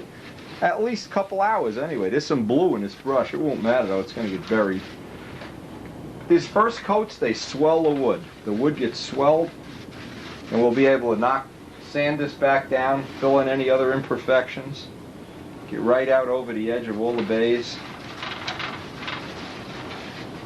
That first coat that goes on raw wood also, if you're doing this on a summer day and you're out in the sun and the material's drying in 5 minutes, you're probably going to pull up the tape, pull up the paint with tape the minute you put any tape on it. So there's a lot of considerations. Actually, as uncomfortable as it is to work out here when it's 30 degrees, there are some side benefits. One of the side benefits is this finish, because it's not going to dry, and I'll get at least 2 coats on tonight. Because it's going to take a long time to dry, it'll give a lot better penetration. You want to get down into these hinge pockets, down, down. Again, I'm probably going to have to eventually, when we start the Spitfire, the new Spitfire, set up a real work table out here with all the finishing stuff, because poor Karen has really been having a tough time with the dust and allergies and allergy shots, and just good thing she's not allergic to me. And believe me, when I said before, I said I was blessed. Boy, one thing I have been blessed with is a good family, good wife, good friends. And just the fact that you have to sit out here when it's 30 degrees while guys like, I won't mention any names, but some of the Philly Flyers are probably sitting with their heat turned up to 90 watching this video, or Mazzoni's boys, Oscar Vans, they were all laughing and saying, poor Wendy. If only we could get him a portable heater for Christmas. Hey, get me a garage. Anyway, that thing with Kenny may be working out. Looks like maybe Kenny very soon we're going to have the shop set up over by George's anodizing shop, and we'll have a spray booth we can paint cars in as a side benefit. So as sometimes you just have to tough it out. And that old saying, if there's something you want and you don't have it, probably means you don't want it bad enough. Good saying, words to live by. Anyway, I'm going to finish this up. I want to get this done. I'm freezing. It's funny, you can see the light shining right through the sheeting. You can see the ribs through the sheeting. So you know this is going to be a light wing. Let's hope, anyway. Anyway, got a coat on. I'm going to come out about 2 hours from now, just before I go up to bed, put on another coat, and maybe get a coat on in the morning. It'll dry nice and slow out here. Finally, I know you're going to be impressed with this. Finally, I have a new 20th century answering machine. Oh my God, I got to install this tonight. Had 2 days now. I've been missing messages and the machine's been exploding and making popcorn and everything. Finally broke down, and while I was there I got a brand new digital 9 million megahertz walk around phone. So the next time you call Wendy, you might even be able to understand what he's saying. Hey, it's a thrill.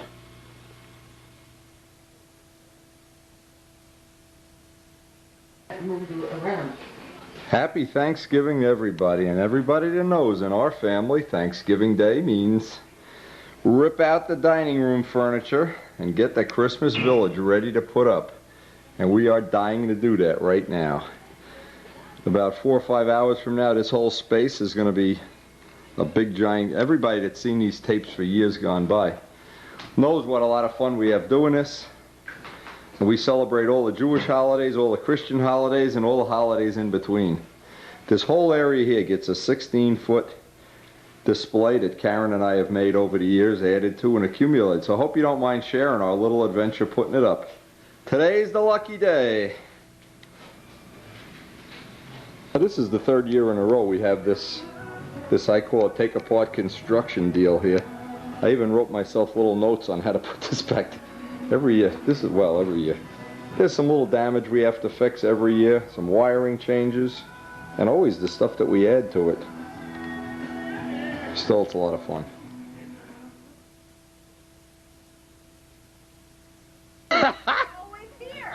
Look at all the junk that goes into putting this village together.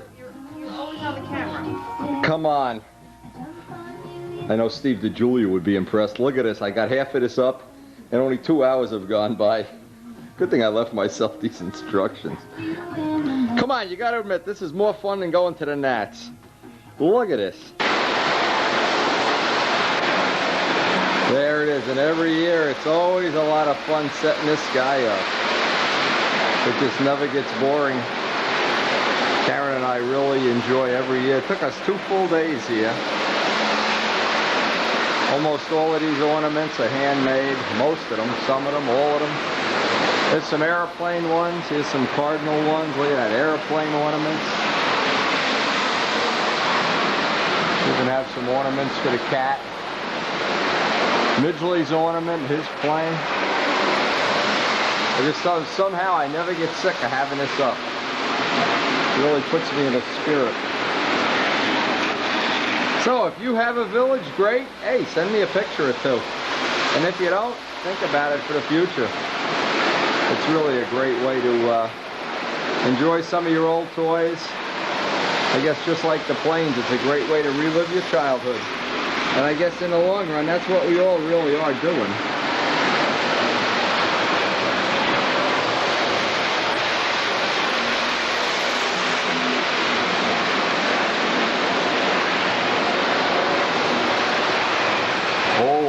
Boy, when I was a kid, going to the stores was such a thrill.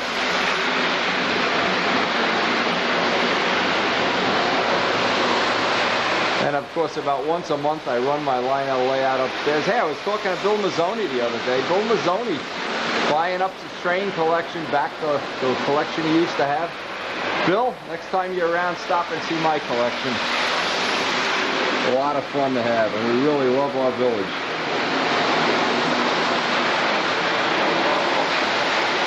There's just something about it. The smell of the ozone, the smell of the big ZW transformers. I don't know, the clickety-clack. I don't know, I guess it's like whatever castor oil is to aeroplanes.